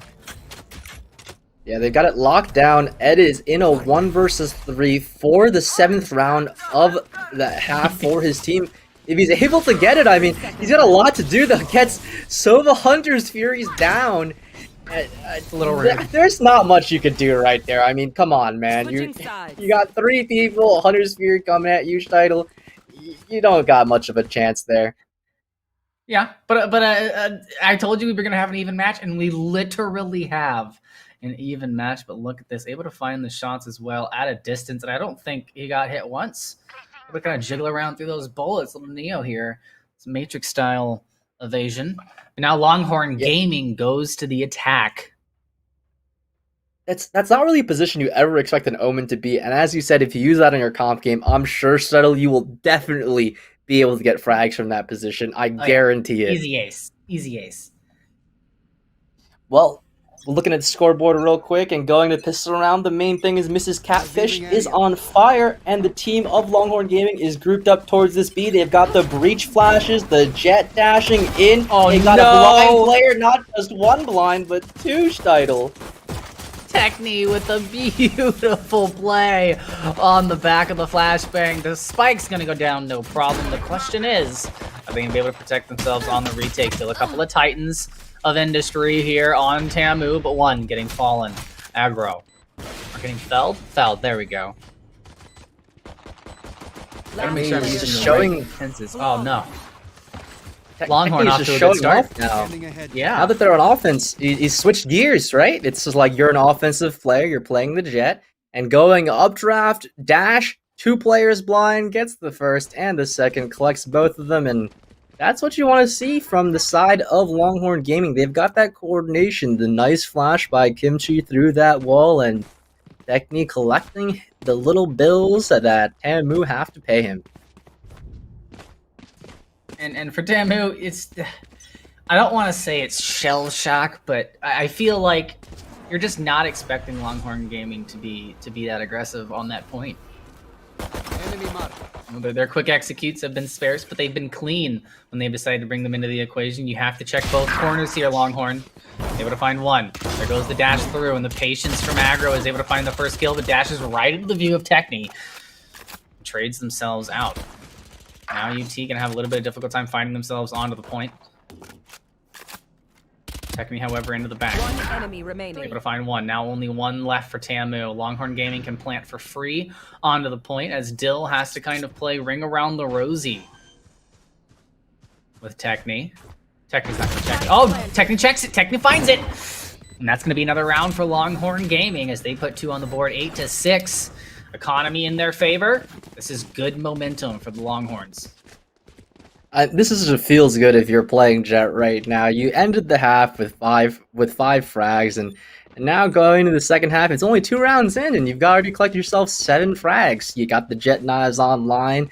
You're keeping your economy nice and healthy at 3.8k. You know you're collecting that money per frag, and now it's going to be up to TAMU's team to respond. They've got the Phantoms online, one Vandal on the side, on their side, and let's see if they can stop the roller coaster ride that is going in the favor of Longhorn Gaming. Oh, and look at that. Pierre is so ready to get the cover going for it, but there's nobody there to execute. It's going to be putting out the smokes, but Longhorn Gaming kind of fainting on this A push. They want TAMU to rotate as many people as possible over to the A site to free up things on the B site, but it doesn't look like TAMU is going to be taking the bait, so they'll take a slow push. There goes the Earth. I almost said Earth Shatter. There goes the Brimstone, or sorry, the Breach utility going in. Techme able to find the opening kill as Longhorn Gaming are up one man, and the rotation from TAMU is going to come through, but it looks like Longhorn Gaming are going to use this to their advantage. Stack mid, take advantage of those rotating to A, and then move on through to B. Kill's going to fall, but finding one, so able to trade. That's important as TAMU finds skills through the smoke to even things out. Now only 2 members of Longhorn Gaming, 1 member of Longhorn Gaming remains, and it's Pierre. Here in mid, has to progress forward to the spike, but TAMU knows where it is. Yeah, in the immortal words of Scar, they were winning that round until they weren't. And right there, Longhorn Gaming getting spammed through the smoke is a killer, but Pierre, ayo, my man, he's showing up here. Gets the first, gets the second without his weapon out, and he's on for the round. Can collect the spike, but does he have time to make it there, Steitel? Yes, he does. He needs 4 seconds. Oh, I think he might have missed it by like 0.10, 0.10. No! Oh no! Feels bad. 1 sec, like not even a second, not even a 10th of a second difference there. Do you think he would have had that if he teleported? I don't think so. The animation for teleporting would have taken a little bit too long. And the amount of time it would have taken him to come out of the teleport and then plant would have taken off the extra. I think that after that first kill, I think you go ahead and plant, and then try and play post plant against 2. It was close though, and both teams are bringing out full weaponry into this round, as it's the first full gun round, and Dill in this advanced positioning in B main gets 2 and gets away with his life. Meaning the man advantage will go over towards the defensive side. And Shuttle, because the man advantage is going over to this defensive side, it's really going to be pressuring for the side of Longhorn Gaming. Even if they trade one back, it doesn't really bode well for them, as they've bought out the operator for Technian. The operator on offense, it can work picks, but it needs time. Not only that, you know, we talk about how aggressive TAMU is on their defense, but they do this kind of kill and kite maneuver where they find themselves those early picks and then they sit back. They know that Longhorn Gaming is at a disadvantage no matter what. Pretty much any angle that they peek, they're going to be at some sort of disadvantage. So just have to play slow. They don't have to put themselves into a dangerous position, subject themselves to that operator. But Pierre's like, fine, don't come to me. I'll come to you. They're going to be able to get this on the aggro. Don't think aggro heard the weapon ready up there, but Techme is going to get caught out through middle and spike down. The focus is there, but it's now down to a 2v2. Longhorn Gaming have been able to answer back and even up the scales. Question is, where do you plant this one? Can I go ahead and teleport back over to A? So this requires aggro to check. Aggro is going to find it. I was going to say this requires the check on B. You have to make sure that the Omen didn't teleport over there. But once again, the timer is just going to run out. Yeah, it was really unfortunate for their side. Yeah, if the shoulder wasn't showing, perhaps look at the little plant right here, right? Pierre steps out from the shadow, but look, his left hand shows, and that's enough for these players, right? The little hand showing means that the body must be there and spams that green box, and if Pierre just didn't step forward a tiny bit, Steitel, that might have been their round. Still, 8-8. Now that it's gone to this point, you said that it's going to be a close one, as both teams are showing up evenly matched today. And the aggression from Longhorn Gaming towards this B site. Yeah, that hot hands from Dill pretty much stunted what anything that Longhorn Gaming wanted to put online. And then the shock dart from Jim Jones and even it out. But Pierre able to find yet another kill lurking over there in mid. Teleports out, goes over to A, and it looks like the rotation from Longhorn Gaming is going to get called, but they're going to be leaving their Sova in the back line to make sure that nobody can rotate through. I like this call. Yeah, they have presence already. They've given up the A site, so Pierre has sneaked himself into this advanced positioning. He has the timing on Helms, gets through the glass door and takes him out. Maybe looking for more here. They're gonna lose Mrs. Catfish on the backside of the flank, and with Ed fighting the kill onto Pierre, TAMU's in a little bit better of a situation. I feel like you'd have to engage with yourself first, get that trade. Dill's gonna be the first one onto the point, checking the corner, going to the generator, doesn't find anything. Checking Hell, finds nothing yet again, knows there has to be a member here on the edge. It's taken down, but has to run it back to keep himself safe. Ed there on the cover. And Longhorn Gaming are gonna fall yet again. And this is just 1-for-1. Yet again. This is gonna come down to a battle of stamina. Yeah, which team has a little bit of a deeper playbook or a little more trust in their own style of gameplay. But a good economy for both sides of the field here. Looks a little bit rough for Helms. Maybe sell your weapon. Let Ed get you a present. Yeah, looks like that's what they're gonna go ahead and do. An economy as far as Longhorn's going doesn't look great. They're gonna have to do a bit of a save here. Yep, they've gotten 2 sheriffs in the round, but they seem to have gotten themselves a few rifles. And the main thing is that this round, they're leaning towards that A site. They're looking to challenge Helms on this A site. They've gotten in there pretty freely the last couple of rounds, with Pierre getting deep in that catwalk position. So now that the group up is coming, the operator should be spotted. They should know that that's there from the Sova dart. Now they have a choice to make. Do they execute into the jet operator and just gets away with his life? Smoke disappeared at just the wrong time for Techni. I saw Techni's life flash before my eyes right there. They're going to continue to send utility over on the A site to kind of keep a little bit of attention, but take notice the op moving with the team into mid. So now Techni going to have to face that operator once again, slowly progressing down catwalk. Pierre, if they go for this, going to have to be careful. But A&M playing slow now. Longhorn really not giving them any information to go off of. So they have to guess at where they're going to be coming. Longhorn playing slow, trying to get TAMU to do something aggressively and catch them out with a pick. This might be that option. Catfish sees the omen in mid and says, all right, I think we can go back towards pressuring A. The rotation's coming through for Longhorn Gaming. A&M 3 on B right now, but Jim Jones able to lessen the numbers of Longhorn Gaming. Helens isn't able to do much from the smoke as Pierre looks to even things out and get the plant down. It's going to be up to post plant now for Longhorn Gaming. They're 3v4 and have to play this extremely smart. Yeah, crucially, Mrs. Catfish and Techni are the ones taking the aggressive position. The forwards position is allowing them to get these easy frags. Oh no, the smoke just in time to save Techni. They're going to send a shock dart up just in case. Techni coming around the corner, pre-firing for Dill, but isn't able to find the spray. Now it's down to a 2v2. Both curveballs getting used, and Jim Jones able to find one on the high ground. The second they drop, though, they now become susceptible to plant. They're lined up. Don't stack. It's bad. Pierre able to find both. Longhorn Gaming putting 10 on the board. Oh man, I could see the lines connecting there for Pierre. Everything just, he has the sound from the player in heaven, hears the drop, knows the other players coming out from door to the site, and that's so unfortunate for TAMU. And fortunes favor the side of UT as AO Pierre and Mrs. Catfish, I mean, they're hard carrying right now by all regards. Of course, Kimchi on that breach is providing a lot of utility in the form of flashes and aftershocks and stuns, but that's not enough. We're gonna need just a little bit more from everybody. The early Sova drone spots out Aggro, who is the player who likes to go forward, and this is gonna be a fast A take here from UT. Oh yeah, they're already on to the point. Catfish does find the opening, kill into Heaven, and now TAMU having to rotate players as Heaven is completely unoccupied.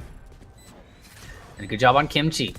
to cover the flank, making sure that nobody's going to be coming from that long direction. You can see Dill right now slowly on the rotation as members of his team continue to fall and be coming in through trees, joining the rest of his team.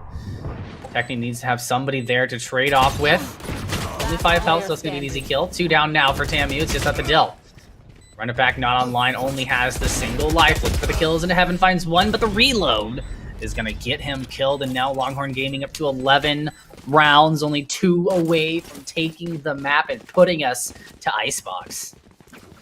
Yeah, if we're able to get to Icebox, it could be anyone's game, as both these teams don't have much data for that map.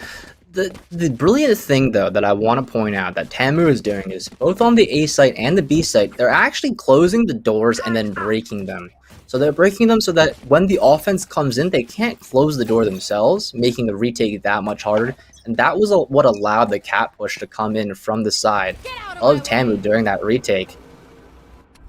It looks like they're not going to do that this time, though, as B is the site that's looking to be taken by UT.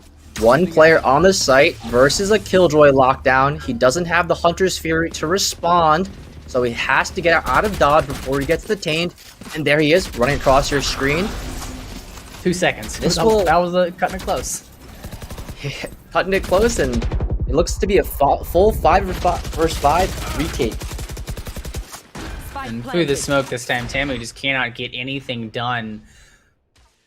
So they're going to have to play for a full retake. However, all of Longhorn Gaming right now on the site, they don't have anybody towards B long. So they're not going to be able to cover as good of a crossfire. Dill will have the advantage. Curveball still available. Run it back just got used. And it's going to be a 3v5. TAMU down a man.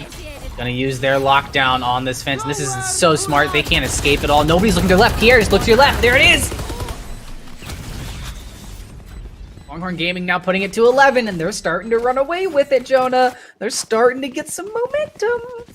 I don't know if that was intentional by Pierre, but he put the smoke just enough so that he could creep onto the edge and break the Killjoy lockdown before Mrs. Catfish actually took it out with her Hunter's Fury. That's excellent play right there. You really gotta clap for this guy on the Omen right now. That smoke, intentional or not, it looked very clean. Taking out the Killjoy ultimate, getting his team in, TPing in there. What a round from the Longhorn Gaming, and they've put TAMU on the back foot as they only have Sheriffs here. Up 11-9. Well, you gotta wonder. Map 3? Off your feet! Well, there goes Breach onto the point. Isn't going to find much, though. Helms and Hell did get kind of disoriented by it, but not too much. Aggro is able to find a pick, and the trade comes through. However, Helms and Hell are not going to be able to live for that much longer. It's fun to say Helms and Hell. And Jones's drone going to get completely disoriented there. Going onto the point, going to miss the drone as well, but does get the information on the members that are in Hell. Oh, I'm sorry, Pierre did get pinged by it. Tim is still in a very good place for the retake, but now they lose a member. Able to trade it out to a 2v3. Longhorn Gaming still have the upper hand. They have the sight lines covered. Kimchi's going to be able to come back into the fight here in just a moment. They know at least one member is there towards spawn. And now it's just Jim Jones. Nothing that A&M can really do in that situation. It's going to be up to them and their rifles here in the next round. This is do or die. Yeah, crucially they can't afford the operator for aggro, and that's because UT has done such a great job of shutting down the economy for TAMU. The operator is something that you need to purchase with 5,000 credits in this game, and without that stable economy, they're not really able to afford it. And because of that, aggro isn't able to show off what he's normally capable of. Of course, he had that operator in one round, but other than that, he's pretty much been held to a rifle or a sheriff. This time aggro not going to take that aggressive position, but the Owl drone will get taken out before it spots aggro in this corner, so if nobody peeks it, it's going to be an issue. The alarm bot, however, going to force Techni back. Both spawns, or nano swarms, sorry, are going to find nothing, and aggro's going to try and escape and going to get caught by Catfish. Looking to get an opportunity out of it. Helms does get caught out, so now it's up to Jim Jones, does get the spike down behind the big box. Longhorn now with 2 members, they're going to be able to find Spike. We should be able to plant it. However, with 3 members left, there's nobody to cover their spawn. And the flank there will be able to be pretty harsh. You can see moving into point right now. There's a Pierre, sorry, Ed, able to find the first kill. And now there's not really much to do. Techni able to find the first kill, but has to fight too. If they swing together, they can find the kills easy. They don't swing together and they get punished for it. Jim Jones goes down. Now it's all up to Dill and Techni to win it for their respective teams, and Dill able to find the shot and keep A&M alive here on Ascent. Oh man, TAMU was so close to losing it, but in the grasp of losing, they also climb out and claim that round. So interesting to see how that round broke down as Ed showing up huge with that flank. And of course, Jim Jones fans using that Hunter's Fury to delay the bomb plant just enough so that his teammate was able to get into the flanking position. The round is still do or die for TAMU, though, as Helms, he's pushed into low money, so he's only able to afford a judge. Nope, his teammate buys him that rifle. And this is pretty much winner take all. Because Longhorn Gaming, they're trying to shut down their rivals here in the central region. Okay. Catfish does get a little bit of information from the recon dart. Ed's going to have to get ready with the deafen, and they think the attack's going to come over to B, but once again, we're seeing Longhorn Gaming give them a bit of a bait and switch. This moment of silence is very important for A&M. It gives you an inkling that they might be rotating. You see Eddie already rotating towards mid so that they are ready to go to whichever site Longhorn Gaming decides to execute on.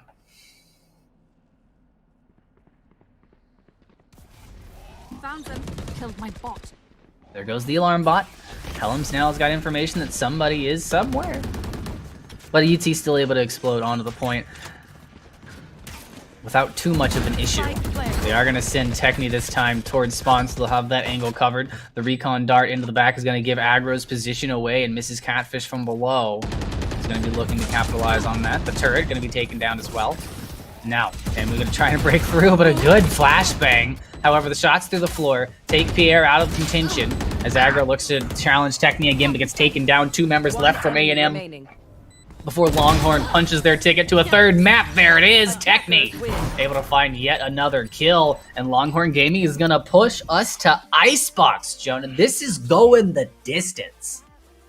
Yeah, before the top of the show, we were expecting the 2-0 to come out from TAMU, but I'm so happy to be wrong, and this is going the distance to Icebox, a map we don't have that data, like you said before. And Mrs. Catfish, I have to apologize for mispronouncing the pronoun. It's it, and they ended the round. I mean, the map 32-11. That's a lot of firepower, and you gotta look at it and Pierre. They're coming up topping the scoreboard, and Techni's still outdoing Aggro in that Jet v Jet counterpart. I'm just wondering, going to this next map though, are we going to see some more double sentinel, or are we going to keep the breach going in that we saw from Kimchi, because it's working out right now? And the real question is, if it's working, do you fix it? Because if you don't fix it, or if you change it, right? If you change it, then what if your team, their other team does the same thing? So what is going to be the compositions we see from these teams next map? And more importantly, are we going to see a change from TAMU? They're known to be that aggressive team, right, Scheidel? And I'm wondering, if this comp isn't working out for them, maybe they could do something a little different, perhaps throw an Astra in there, maybe throw a Raze. You never know. But what a brilliant first map. Yeah, they're going to have a little bit of time to think about that and see if they're going to have another composition in their pocket as we head on to Icebox. So, ladies and gentlemen, if you need to go to the bathroom, if you need to grab yourself another bowl of popcorn, do it now and do it quick, because we'll be right back with Icebox.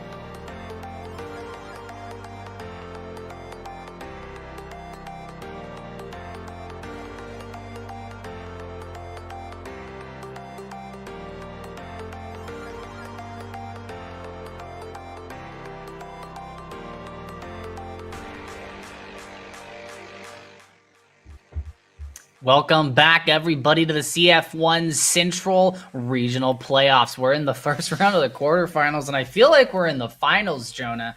I mean, these two teams have been swinging for the fences. We've gotten, like, what is it, like a 4-round difference between the two of them? 5-round we got between the two maps, I think. A 13-8 and then a 13-11. I mean, total, of course, it's 5, right? You did the math right. You did the math right. There we go. Still, okay. The main thing is that going to map 3, we're going into uncharted territory, a place we haven't really seen between the two teams, right?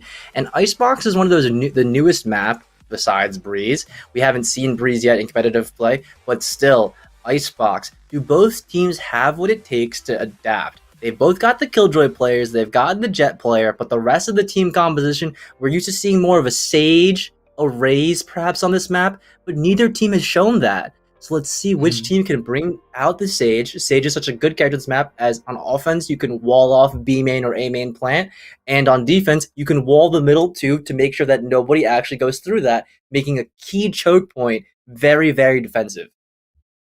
True.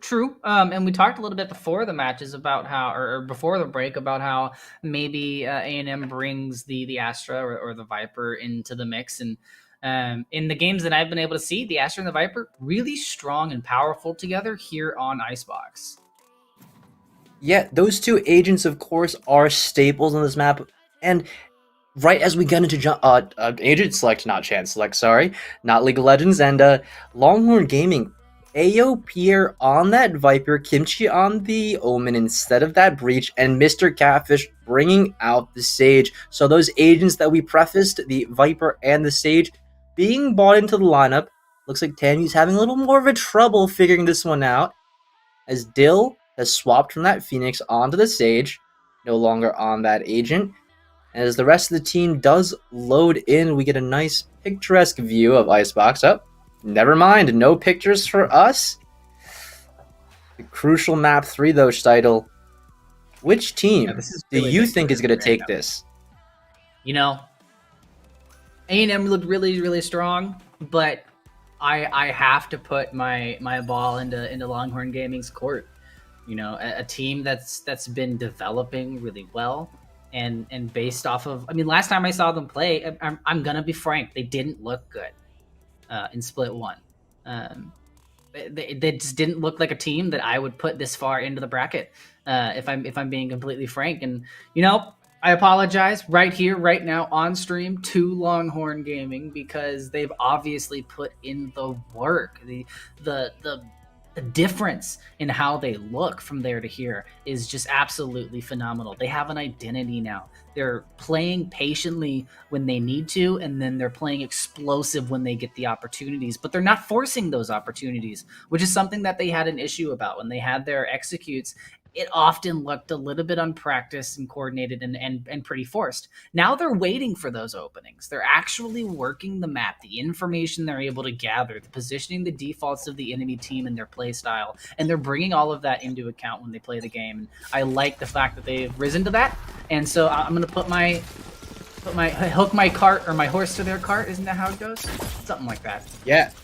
Yep, you're hooking their horse to their cart, and it looks like they've have to respond to this fast mid to B push from TAMU. Aggro chiming in with 1, and 4 versus 4 does favor the offensive side here. So let's see if TAMU can hold up against that evolving Longhorn. This is a microcosm of the event that we've had so far today. It's just 1 for 1. Like, there's no group kills, there's no double kills, nothing fancy so far. Just let me grab 1 from your team, we'll give you 1 from our team. 1 enemy remaining. Looks like Mrs. Catfish gonna be coming out on top now. A 1v1. Dill only has 5 health, and that's a stretch. So Longhorn Gaming are going to be able to work out the first round and put themselves up 1. But the pistol round, of course, not exactly an anchor for winning. What a fast split, though, that was from TAMU, and Pierre dropping those snake bites through the middle of the map to deter the push from TAMU. TAMU didn't slow down, though. They ran through that Viper Molotov, and they were able to get the spike down, but it wasn't enough. The trades 1 for 1, as you said, came down into the favor of Longhorn Gaming. Jim Jones fans does get this 2-piece here, but eventually does get traded out. And going to this bonus round, let's have a quick chat right now. If you think that they're going to keep evolving, Steitel, will we perhaps see them take on not only TAMU, but other teams in the central region? Based on what I'm seeing today, I think that this Longhorn Gaming squad would give OSU a run for their money. Don't and of flame course, me in OSU. chat. I think that's gonna be a thing if it happens. Spike planted. And OSU is awaiting the winner of this match, as TAMU has thrown caution to the wind. They force ball into this round, it looks like, unless that's a picked up Spectre. 3 versus 3 again, just like last round we saw, and Ed in a creepy position right there. He weasels his way in to the little corner. TAMU has planted. There's a little bit of extra stress on Mrs. Catfish. Trying to check the corners, but isn't able to. Ed moved away a little bit too quickly, so TAMU able to respond in kind and walk away with 3 weapons. Yeah, the main thing that round is that they force bought, right? They spent the credits that they needed to get some Spectres, and that paid dividends for them. It means now that what was once a bonus round that UT could have kept their weaponry into, and cruised to a nice economy, it gets completely disrupted. And Icebox in recent matches has actually been an attacker's favored map. And because of that, Longhorn can give up a few rounds here on the attacker side. But still, you really, really want to see Longhorn on defense here do something crazy, and that's what we're talking about. The crazy, they know when they can get aggressive, and they do just that. Oh, speaking about getting aggressive, aggro just hopping over the heads of multiple members to find Techni into the back. Kimchi able to even it out, but a trade happens, so Longhorn Gaming at a bit of a deficit, but the rest from Catfish is going to bring Techni back into the fight. So now they have 4 members. Another important aspect of having the Sage on your team, of course, you get a bit of a redo for at least one of your members. If they don't die too far ahead, the slow push around. There it is, no weapon available for Ed, but Jim Jones is there to save the day. 1 member left, Io Pierre. Needs to find the kills, Aggro's the one to do it, so TAMU will be able to pick up another round. And Longhorn Gaming looking really good and composed here, but TAMU, it seems to me like this is coming down to gunfights. Yeah, both teams are putting themselves in prime positions to win this. Mr. Catfish pushing out of the 2 position, catches a player from TAMU unaware, and then Aggro taking turns going aggressive are both teams. He just climbs on top of a 410, jumps into the heaven position, goes to the rafter position, gets a 4K on that round. I believe he killed Techni twice that round as they did get rezzed up by their teammate. But nevertheless, this is the round to watch. Round 4 usually ends up with both teams having some sort of weaponry that is relatively equal, and now it's going to be win or lose. The economy for both sides is a very fragile point in time. TAMU's kind of biding their time on this push. They don't want to push into Longhorn Gaming fully equipped. They're looking for Longhorn Gaming to do something to give away the power. They're looking for that early kill, the aggressive peak, the person out of position, if you will, and that might just happen over here in mid. Aggro looks to find it, but it's Catfish covering their team, and the crossfire will ring true.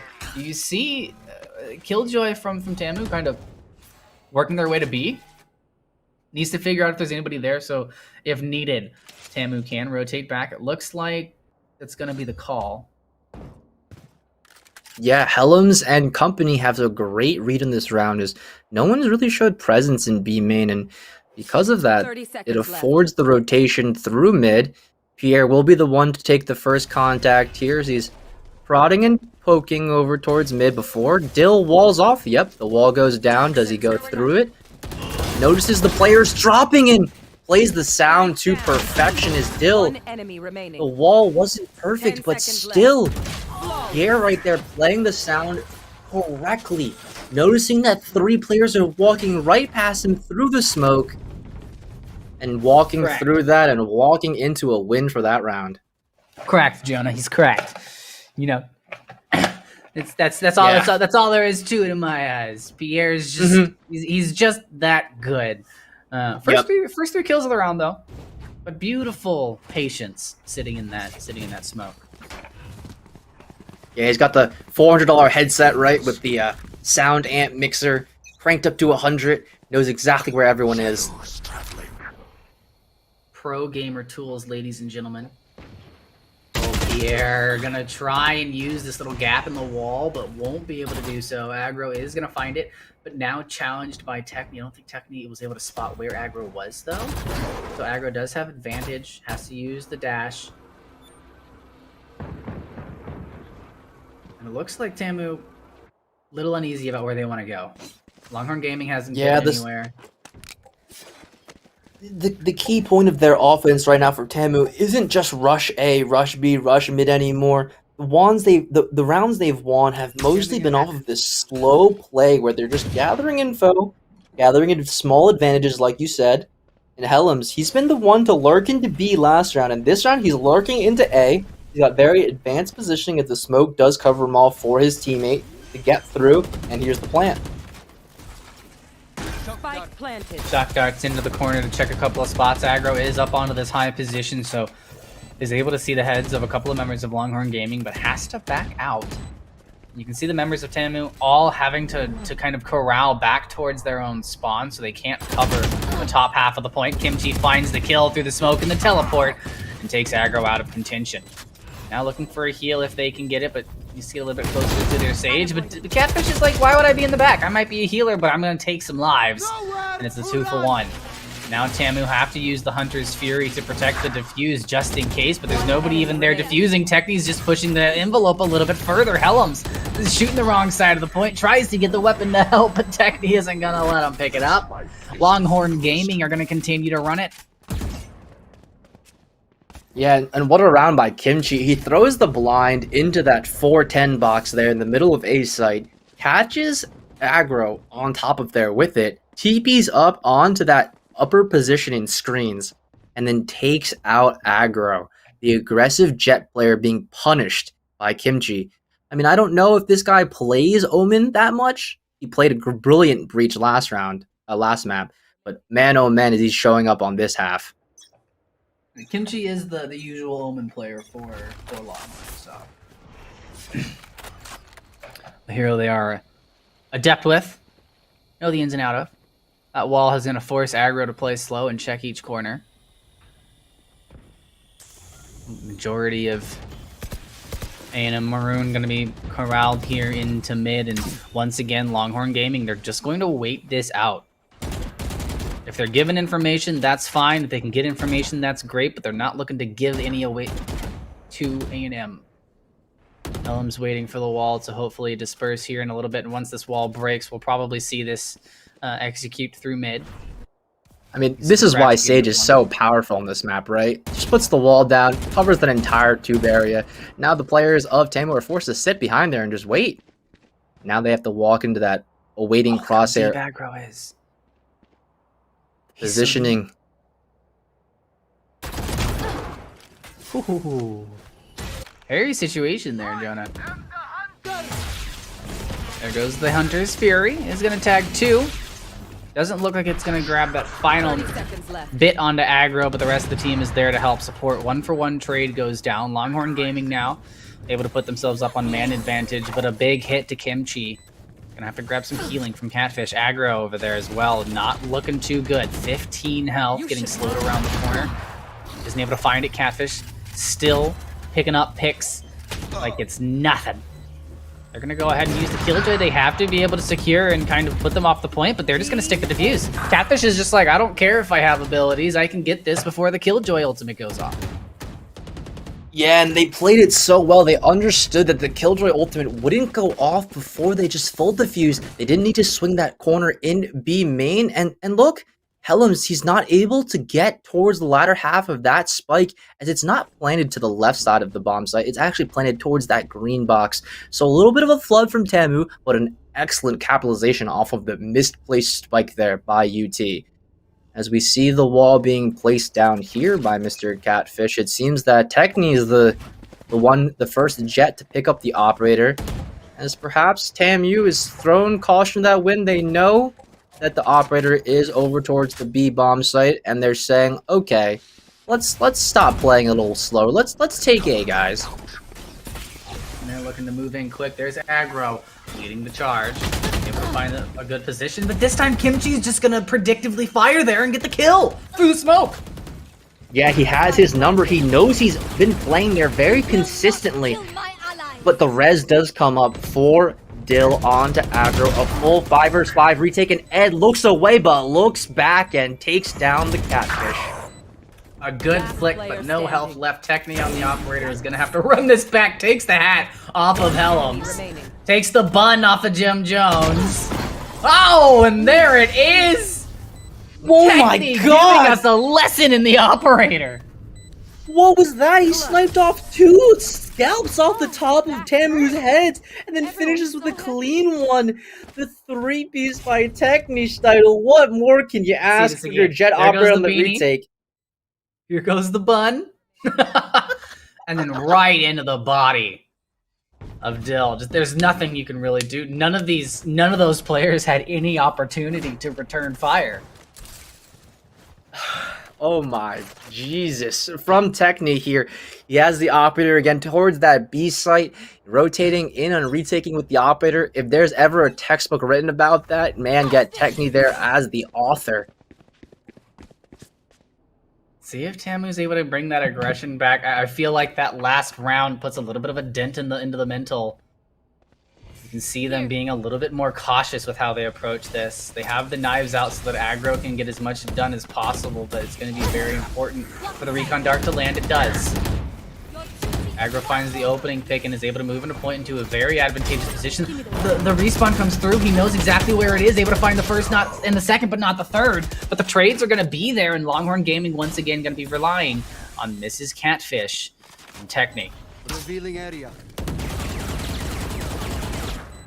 Recon Bolt destroyed, so he doesn't know exactly where the Sage is, but has a good idea based on by the sound of the fire. They're able to take one. There goes the operator. Once again, Techni here to give us a masterclass in how to use these snipes. It's a 2v2 now.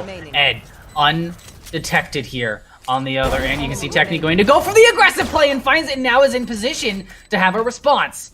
The bomb, however, he doesn't know where the other player is, though. Doesn't have time. Has to save the up. Has to save. Oh no. If they get seen by Ed.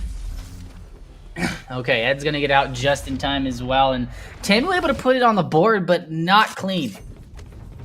Yeah, this mini matchup that's opening up the round between Aggro and Kimchi is so fun to watch. You see Kimchi try to counter out Aggro, and Aggro trying to play around Kimchi. So Aggro takes the low ground this time, catches Kimchi unaware. Kimchi dying and then getting rezzed, but Aggro, man, he goes through the smoke, plays his own Cloudburst, plays the Omen smoke, goes around it to the right side, takes out Pierre, goes back in, 180 on Catfish. I mean, that right there is just excellent to see from the Jet player of Aggro.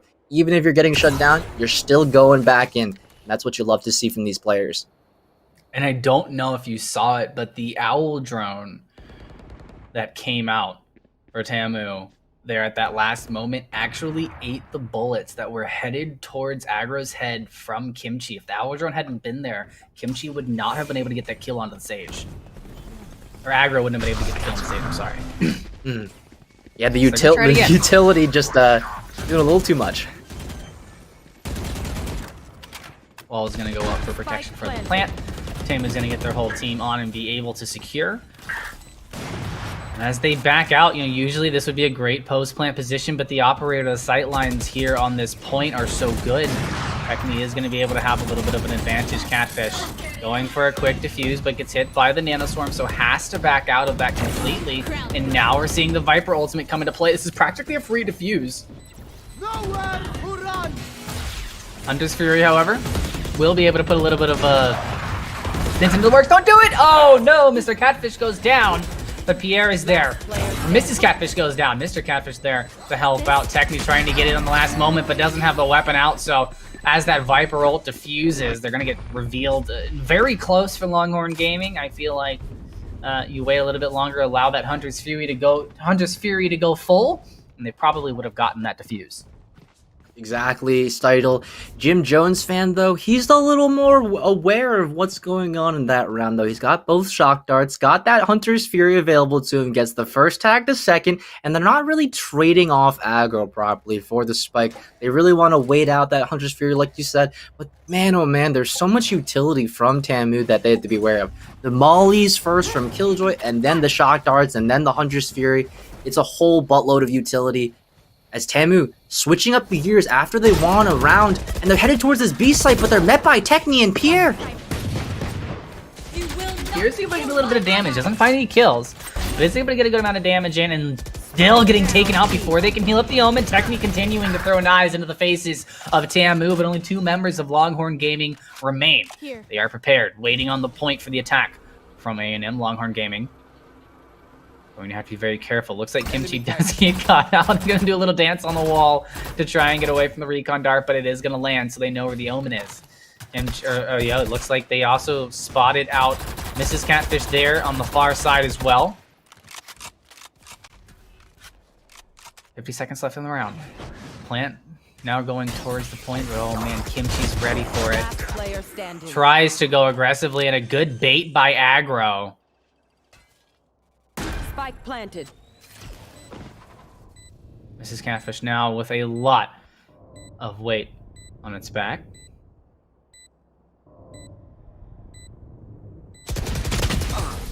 Isn't able to find the shot, so we're gonna even up the scores yet again, Jonah. We're tied again. Yeah, it was definitely doable that last round for Mrs. Catfish, but a little bit too much tension there for it to handle. But going in, like you said, I mean, 5-5, round for round, punch for punch. This map is playing out just like the rest of them.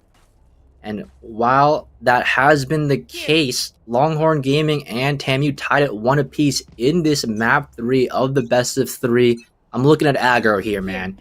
He's been so aggressive here on the A side and B, of course. He's got the rifle. He's going towards Techni, looking for this duel early on. Spots the head. You should Our run. drone gonna go in to help with the push. Hopefully draw a couple of bullets like it has before. Is able to draw the attention of Jones as Techni moves in, of Jones as Techni moves away. Aggro trying to go through, but this time met with the nano swarm, and Catfish doesn't find the shots and gets detained. So Aggro's able to find a free kill here onto Longhorn Gaming as they're going to have to come in for a retake. Oh, Techni stops the bomb from being planted, and now they're suddenly in the advantageous position. The bomb is where they know it is. They're going to be able to cover it as long as they've got a person checking the angle. There goes the plant again. No Sage Wall available. And Catfish isn't able to peek long enough, but knows that Aggro is here. The reload goes down. Aggro dashes out just in time. 22 health left. Gonna go to the high ground now. Kimchi not checking above. Gonna get dropped down on if they don't look back behind them. There it goes. One more down and 4 members left for A&M as Aggro with 22 health continues to dwindle the members of Longhorn Gaming. Pierre's able to find the kill, but it is a trade. The movement right there from Aggro on that bomb site, going back and forth, playing the bomb, going up high ground, then coming back down. It's such a pressure for the enemy team to play against. He's just playing with them. Look, he's just up around. Even if he doesn't get this kill, I mean, there's just so much knowledge he's gaining about where the enemy team is. Some quality gameplay we're seeing from him, and with all things considered from map 1 and 2, we saw Aggro and Techni take turns taking over the server. But now, the Jets, they're meeting head-to-head, 15 apiece, in the final round of the first half.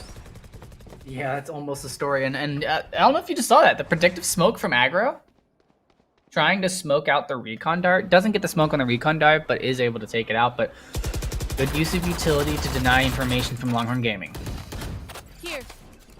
Yep, and it seems this A site is the focal point. As both teams have rotated all their members here, you just see Pierre off-screen towards the B site, being the lone B defender, that anchor, the walking turret as we know, and it looks like TAMU has sort of read this play. They figured it out. They're starting to rotate back towards that mid side, leaving one player here in the form of Aggro to lurk a little bit, maybe get some information. Does have some backup, of course, and they're crossing over to mid is Helms. Helms is that lurker player for his team. He's just trying to see if he can get into a cheeky position, aggressive in B main. And Pierre with the judge. We've seen how deadly he can be here. Drops the wall to make it a little bit more accessible to the team. Alarmbot out. Found them. 30 You see the seconds knives left. getting activated. There by Aggro. Trying to pull attention to A. Notices that no attention comes A, so gonna go ahead and force this in. Isn't able to find the kill with the knives on the Kimchi, but is able to do so with the Phantom. Up into Heaven Dill. Gonna be able to find Techni as well. The wall goes up, the plant should follow through. Catfish trying, does find. Spike They down. don't have One, time, though. Shidle! Oh no, what a Hunter's Fury. Oh no. Mrs. Catfish TAMU, you wins gotta the feel bad. round! Yeah. Wow. It looked so good for TAMU right there, Steidel. Everything was going in their favor. The numbers, the advantage. They pulled the rotation from UT off of the ace site, then re-hit it with only 20 seconds, but they didn't take into account the clutchness from this Sova. The Hunter Sphere reigns true. It finds its mark and takes down the bomb planner. And that means, just like map 1 and 2, we get the same scoreline, 6-6, going into the defensive half here for TAMU. Let's see if they can stave off this push from a very new UT. I want to know right now in chat, anybody else predict this being so close? Because I don't know anybody who predicted this being so close, but I am loving it right now. Longhorn Gaming and Texas A&M both staking their claim on Icebox here. And B seems to be the hit for Longhorn Gaming. They're going to have the wall. They're going to have the Viper's utility to take the site. There goes the poison wall, and then they're going to match it with the wall of their own from the Sage. Catfish not able to find the initial plant due to that nano swarm, but it's still going to go down. They're still going to find it. Yeah, but And now so it's much just a matter of utility being was patient. so much utility was invested from the side of Longhorn Gaming. They had to use the Viper wall, the Sage wall, and now the counter Sage wall to defuse the spike, forcing the side of UT to push aggressively into the crosshairs of TAMU, lest the spike be defused, and there it is. What great usage of utility there by TAMU's Sage Dill. They saved the Sage wall to counter the other one, made sure that as that goes up, the pistols aren't able to break the Sage wall very well. And so, pistol round secured off of $300 and an excellent play there by Dill. And I really want to highlight not only that, but the fact that these two teams have very contrasting styles. Pierre was the B anchor for Longhorn Gaming, but now it's Helms as Killjoy as the anchor for them towards B here. Everything else being the same though, with the anchor being changed out, let's see what UT can do here. As Mr. Catfish, he picks up the Stinger, meaning that they force spot into this round. A Hail Mary, perhaps, knowing that they got the spike down. This round is going to be very crucial as both teams' economies should be broken by losing this one. It's gonna be very important for Longhorn Gaming to take this round, like he said. They're going to be very quiet about doing so. They don't want to give away anything right now. Aggro sitting in the back of sight, waiting to hear anything. Does see the dart go out. No information from it. Catfish gets taken down early. So it's going to be Mr. Catfish to avenge their counterpart. Going to get the plant down up in the high ground. Aggro gets taken down by Kimchi, and now the sides are even. A&M out of the retake, lose a member. That's going to mean they're going to have a little bit less utility and a little bit less firepower to take back the site, but they're going to even it up with the kill from Dill. Make that 2. Oh, man, this is getting tight. A&M, only one body up, but they have the presence on the point to go for the defuse as those 2 kills come through, and that's going to be another round for A&M. And real quick, Jonah, I did want to update our viewers here. DePaul has actually fallen to Western in a 2-1. So Western will be going on to face UH Premier, who won their match with a 2-0 in the top part of the bracket of our quarterfinals. Congratulations to Western University there. They took out the undefeated team in DePaul from this split. That's definitely going to be an upset. We can't wait to see the results of that winner versus the winner of this half of the bracket. I mean, man, if it's anything like this game that we've seen, it's going to be a knocker. It's back and forth, 2-1 across the board for everyone pretty much, it looks like, after these few games. And the force buy from Longhorn Gaming, it didn't really pay out, so they're going to be forced onto those Sheriffs, those Classics now. They don't really have the weaponry to contend for this round. I'm looking forward to a 6-9 scoreline if all things go accordingly. And if that's the case, I'm wondering, does UT have more in their strategy book besides the Viper with Sage Wall plant? Can they do something else? Maybe work through mid or do a fast A perhaps? Whatever is the case though, Seidel, I'm wondering here, if it goes 6-9, is it possible, you know, TAMU, if they build up this big of an economy, is it really possible for the side of UT to win this?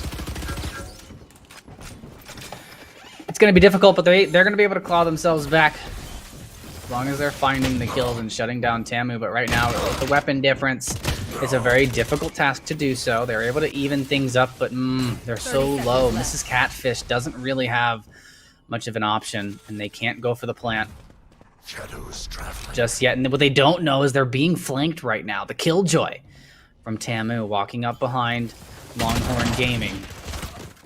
One enemy remaining. Helms doesn't need to find the kill. Jim Jones gonna go ahead and hog all of those. And now Longhorn Gaming, you know, they've got the losing streak bonus, so you're gonna be able to purchase yourself some weaponry here. Are they going with Vectors? It's strange because they're keeping their guns from the previous round into this round, going for a little bit of a bonus, but they're allowing aggro. They're giving the all clear to get the solo operator, the only real gun on their team here, into this round. And that shows a lot of trust in this Jet player of your team to you know, buy out like this. Of course, he has the knives next round if it doesn't end up working out, but we will see the operator versus operator. Ooh, Techni. Barely avoiding the shot there from Heaven, coming from their counterpart, Jim Jones, trying to get a little bit of information there in mid. And Longhorn Gaming not going to be there to give any of it. They're looking to go for this A push again, but TAMU almost predicting the B push. Look at all the utility over there. That's not great. Yeah, and all the utility players of TAMU are towards the B site, but I think it's because they trust this 1-2 punch from Ed here in a close position, but no, Ed gets taken out. His counterpart in the Jet player does get a collateral, though. That was dirty aggro. That was rude. A quick end of the round, but Longhorn Gaming pushing into the operator did not go well. Yeah, and that's the power of the operator on defense. The gun is in a state right now where it's basically able to act as a turret in the hands of a Jet player. He gets away with 2 and then dashes away, being unable to be traded. And aggro, he's showing up to play in this map 3. And maybe Icebox is more of his playground as a Jet player. This map does favor you a lot. And they've sort of made sure that Longhorns, they haven't really gotten a foothold in this round. It's been 4 straight from TAMU. And because of this, it's looking like TAMU riding that momentum. See if they can stop this sheriffed up push, though, from the Longhorns. And Longhorns have already pushed mostly onto site, but a shock dart plus a couple of shots and a flank are going to pretty much put an end to their dreams. You know, Techni finds a kill onto aggro, but that's, you know, not really much more that can be gleaned from that. Longhorn Gaming going to have to do a 2v4 with pistols. Oh, he stole the operator, though. Oh, did get the operator? He got This changes the frag. things. If he can find one, and he does. Oh no! Oh no! Enemy remaining. Yep, Helms was just waiting for the rotation out of mid. And now Kimji's left alone. Helms is going to be able to recover the operator at the end of the round. I really like the way Helms has been playing this B site. As the anchor on B and Icebox, Pierre did not push out on the defensive half, but Helms, he's playing it slightly different as this Killjoy. He's pushing out of the B site. He flanked in the previous round, and now this round he was in a good position to take out the operator. Kimchi, 30 seconds left. He doesn't have the spike on his hands. It's being watched by his counterpart, Ed, as the other Omen. He's got to break this crossfire somehow. He's being peeked from both angles, and it's not possible. He's got to get a shot and then 180, and Helms, we talked about that B site anchor just now, and he's showing up not just as an anchor, but a flanker too. And that's some true confidence right there, when you're not just able to hold down your own site, but apply pressure onto the other site by making yourself go behind them. Yeah, it's an important position on the team to be able to fulfill, and one that a Killjoy can do so gladfully. Even able to recover the op for aggro there at the very end of the round, rushing over to make sure that aggro was able to have that available to them. And now Longhorn Gaming forced to push into A once again against the operator. Nowhere to run! Oh, This time no, they used the Silver tag. drone. Not gonna find anything, however, because of the dash that came out. Be careful, Ed, not looking the right way. Catfish is gonna be able to find you. Now it's up into heaven. Aggro gonna walk right out of the smoke, but no scopes Kimchi! Still in a bad position, however, so is gonna get taken down. Jim Jones trying to get something done with the Hunter's Fury, but not much more than a tickle to a couple of members of Longhorn Gaming is Dill. Now gonna be moving in towards the edge of the Viper smoke. Eliminate. Finds Catfish, not looking to the back corner, not expecting anybody to be there, and will be able to get the res onto Aggro. So now, a 4-person squad in contention of a 3-person squad on Longhorn Gaming, but they have ultimates to boot. Catfish is going to take advantage of the reload, but it gets covered. Isn't able to find the kill. Pierre, however, does find one. So now it's going to be up to Techni on this operator to help out, but looks like they're going to kind of just leave it. Jim Jones going to have to go and try and stick the defuse. TAMU is able to find the opening kill, and do they have time to get it? No, they do not. The round was just won by Pierre as he put on the Viper ultimate, clouding up the entire site there on A, and then using that snake bite, not just 1, but 2 kills with that ability. And as you said, the Viper is a very different look than we've seen before from both of these teams. And bringing out an Icebox, of course, Pierre isn't doing too much in terms of the scoreboard, but he is showing up big time in these post plants. Viper post plants equal death. And that's exactly what UT is playing around. Let's see if they can get more executes going into this next round. And it's super important that they gain control of the economy right now. If you're able to get late game economy on your side, it is such a boon to being able to make up round deficits like this. Key to that's going to be playing slow, hitting your shots, and making sure that TAMU can't bring anything unexpected to the field. Jim Jones going to get a little bit of information. They're grouped up in the middle here to make sure that no one can really go untraded. So they've got the right idea, does Longhorn Gaming. They're going to be testing Helms, the B-site anchor we talked about.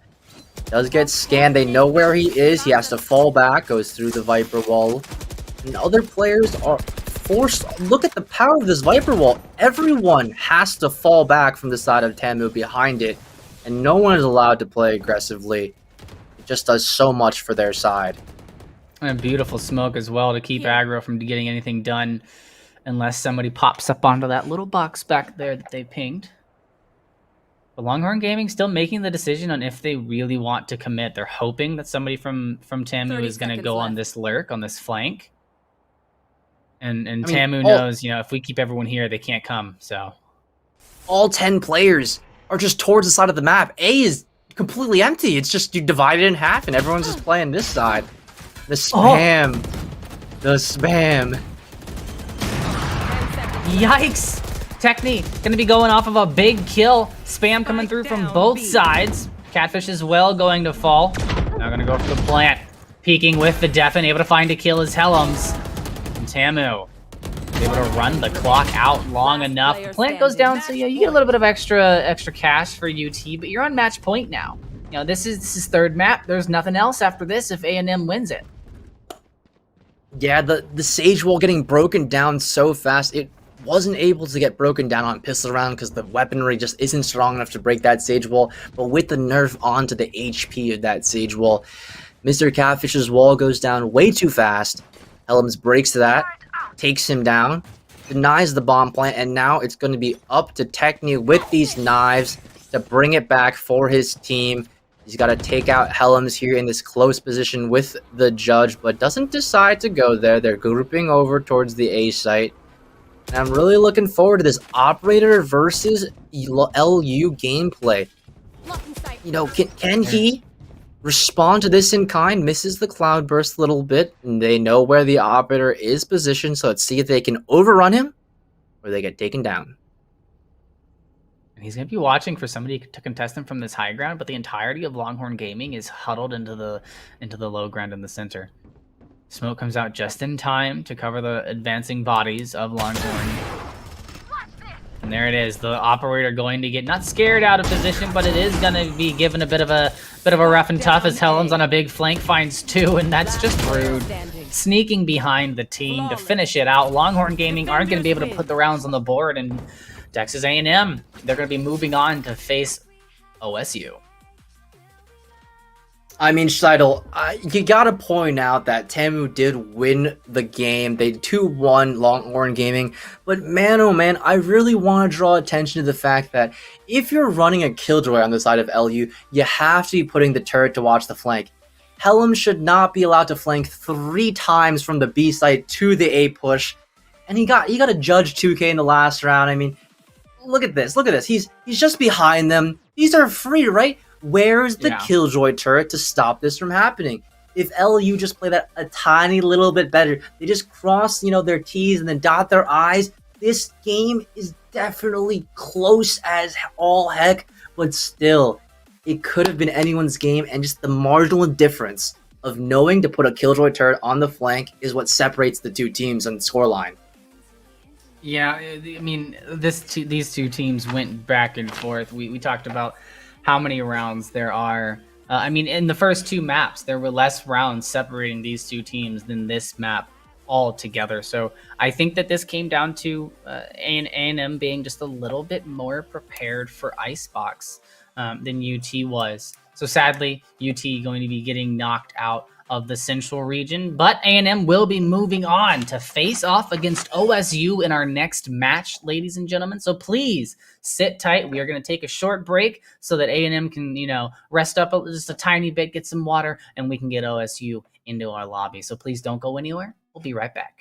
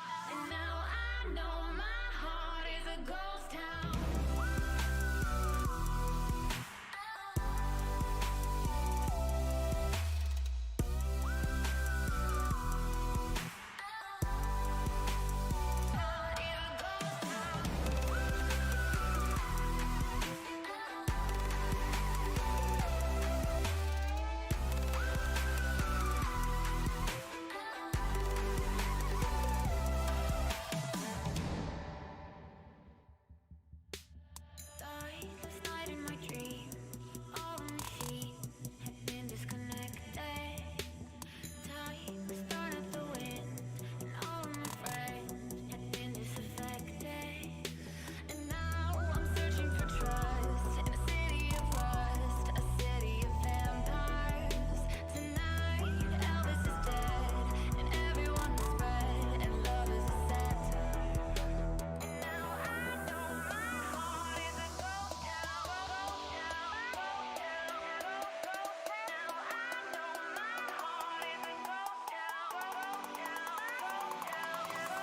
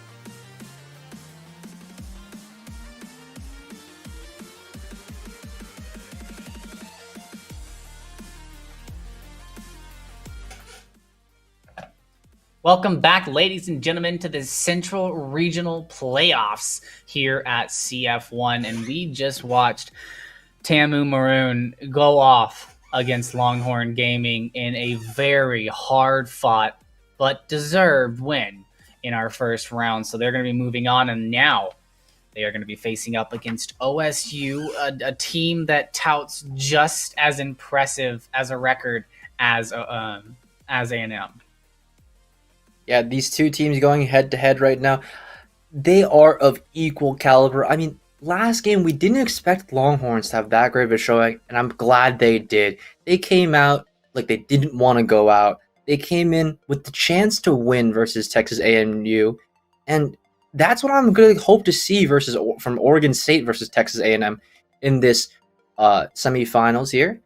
Of course, off stream, we did have DePaul, the favorite of the tournament, the first seed, go down to Western 2-1, and UH Premier dispatching of St. Louis in a quick 2-0. And those two teams will also be playing head-to-head, with our winner of that match playing the winner of our upcoming match today. Yeah, I think the finals in the Central region are going to be pretty lit, if I'm not mistaken. But bringing it back to the here and now, back to the present, we've got OSU, Texas A&M, and it's the same map pool.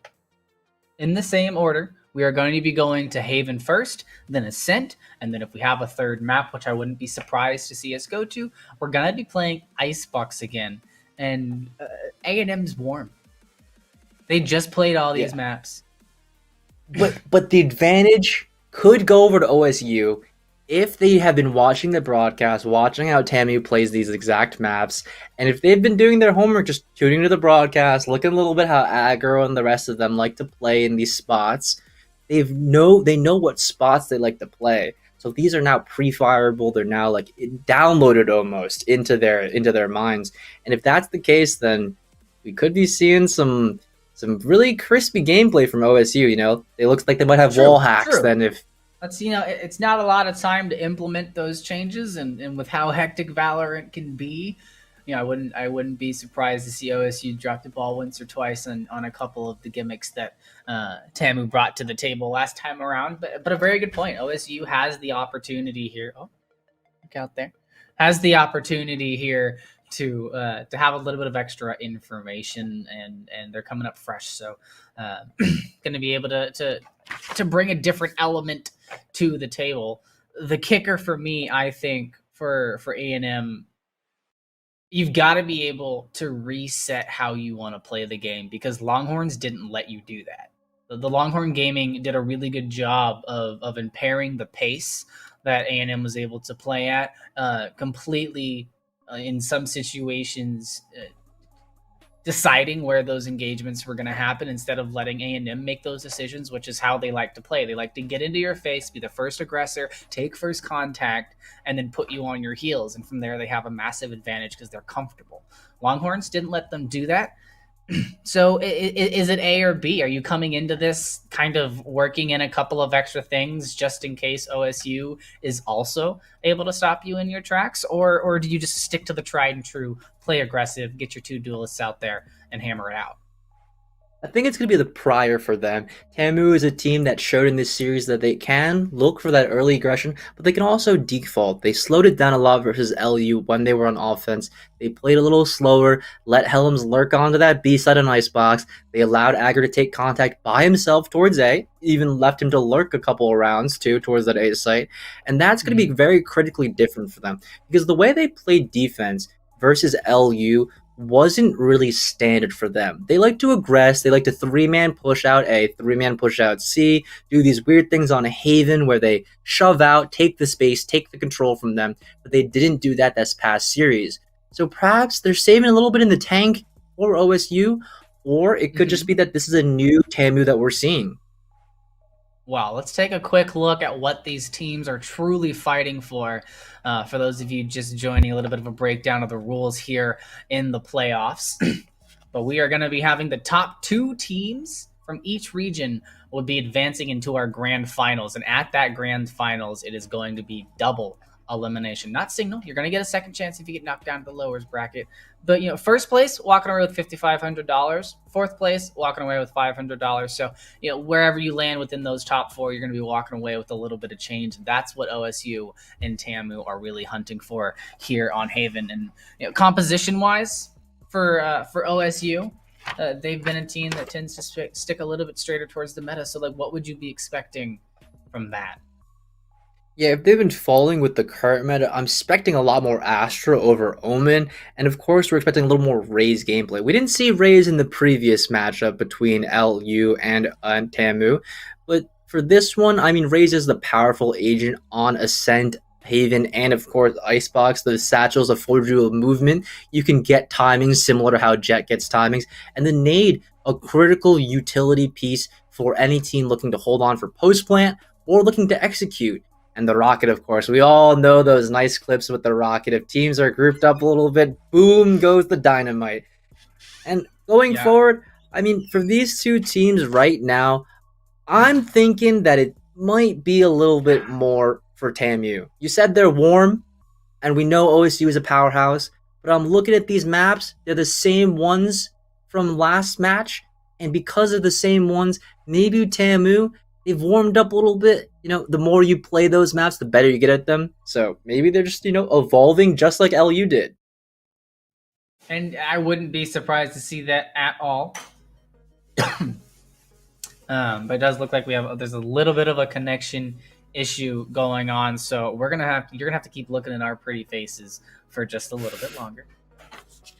But yes, OSU has been doing a really good job so far. To break down what their record's been, they were 8-1 in split one, and I believe their only loss was to Houston, to UH Premier. So not a team that, just like how TAMU isn't kicking themselves about losing to DePaul, OSU is not going to be kicking themselves about losing to UH Premier. So 5-0 in split two. So in total, they've only lost one match in the entirety of those two splits. A very impressive record, and not many teams can tout it. Yeah, I mean, the same thing, though, for TAMU. They went 9-0 split one, and in this split, they're 4-1. They've gone undefeated in maps except for the one match that they lost. So it's a head-to-head between two teams which are undefeated except for versus different other teams. When they play each other, though, because they haven't really, because, you know, you have Central Group 1 and Central Group 2. Now that they're going head-to-head, though, that's going to be a difference between groups. We talk about group strength in other esports, and in this one for Valorant, if these two teams haven't played each other, then what's going to be this power level measurement between the two? Is one team going to be looking at the other schools that are in the other group and be like, oh, can we scrim you guys and find out how good you are comparatively? Or can we be the team that goes, okay, we know we're better than these guys. We've seen how they play. We're just going to go in there, swing around, you know. We've seen enough. We got them figured out. We'll see what happens. Predictions. What do you got? Are you going with? For me, I'm gonna go 2-1. Got to see a lot. What do you think? 2-1 who? 2-1 who? 2-1 TAMU again. I mean, 2-1 TAMU from last game. I'm expecting a repeat, pretty much a exact replica of what we saw. But I do think, though, this time it will be more hard fought. It will look like it's in the favor of OSU at times and then go back. Whereas TAMU versus LU, it looked like it was neck and neck almost. But I'm expecting OSU to, having seen this game, to download them a little bit, figure them out, and then TAMU has to adapt on the fly and then take over the game. Okay, putting stock in the adaptability of Texas A&M. I'm for it, and you know, for the purpose of being the counterpart, and of course for those channel points, I am gonna go ahead and I'm gonna put it on OSU. I think that both the fact that they've been able to see TAMU play before and the fact that they're coming in fresh, I think stamina wise they're gonna have a little bit of an upper hand, as well as I think Central Group 1 was a little bit of a harder group than Central Group 2 as far as teams that were involved. So I think for them to come out with the record that they have, even though it is identical to TAMU, I think they were going up against a bit of a larger caliber of team. It looks like our connection issues have been resolved. You ready to do this? Because I'm ready to go in, Jonah. Yep, Scheidel. We got the Astra as we were expecting from the side of OSU. Instead of the Omen play, I'm expecting TAMU to go much of the same, and the key difference here is the Cypher Astra for the Killjoy Omen. That key difference will amount to a lot in the way that these two teams hold the A bomb site. Killjoy more adept at holding C than Cypher, but Cypher being better at holding A. So TAMU, look for them to hold down the C site with that Killjoy, and then have two duelists over towards A on their defense. And then OSU, maybe they'll just play Cypher there in the form of Dragonfly. Either way, though, having played against both of these teams, I would say that OSU is a little bit stronger, but I'm really looking forward to TAMU adapting. I think they have what it takes, and that's why I'm putting my stock in them for this match. Now, going up against a composition different than that which they played against previously, how much of a factor do you think that plays into how they have to approach Haven? You know, the Astra now being in the mix.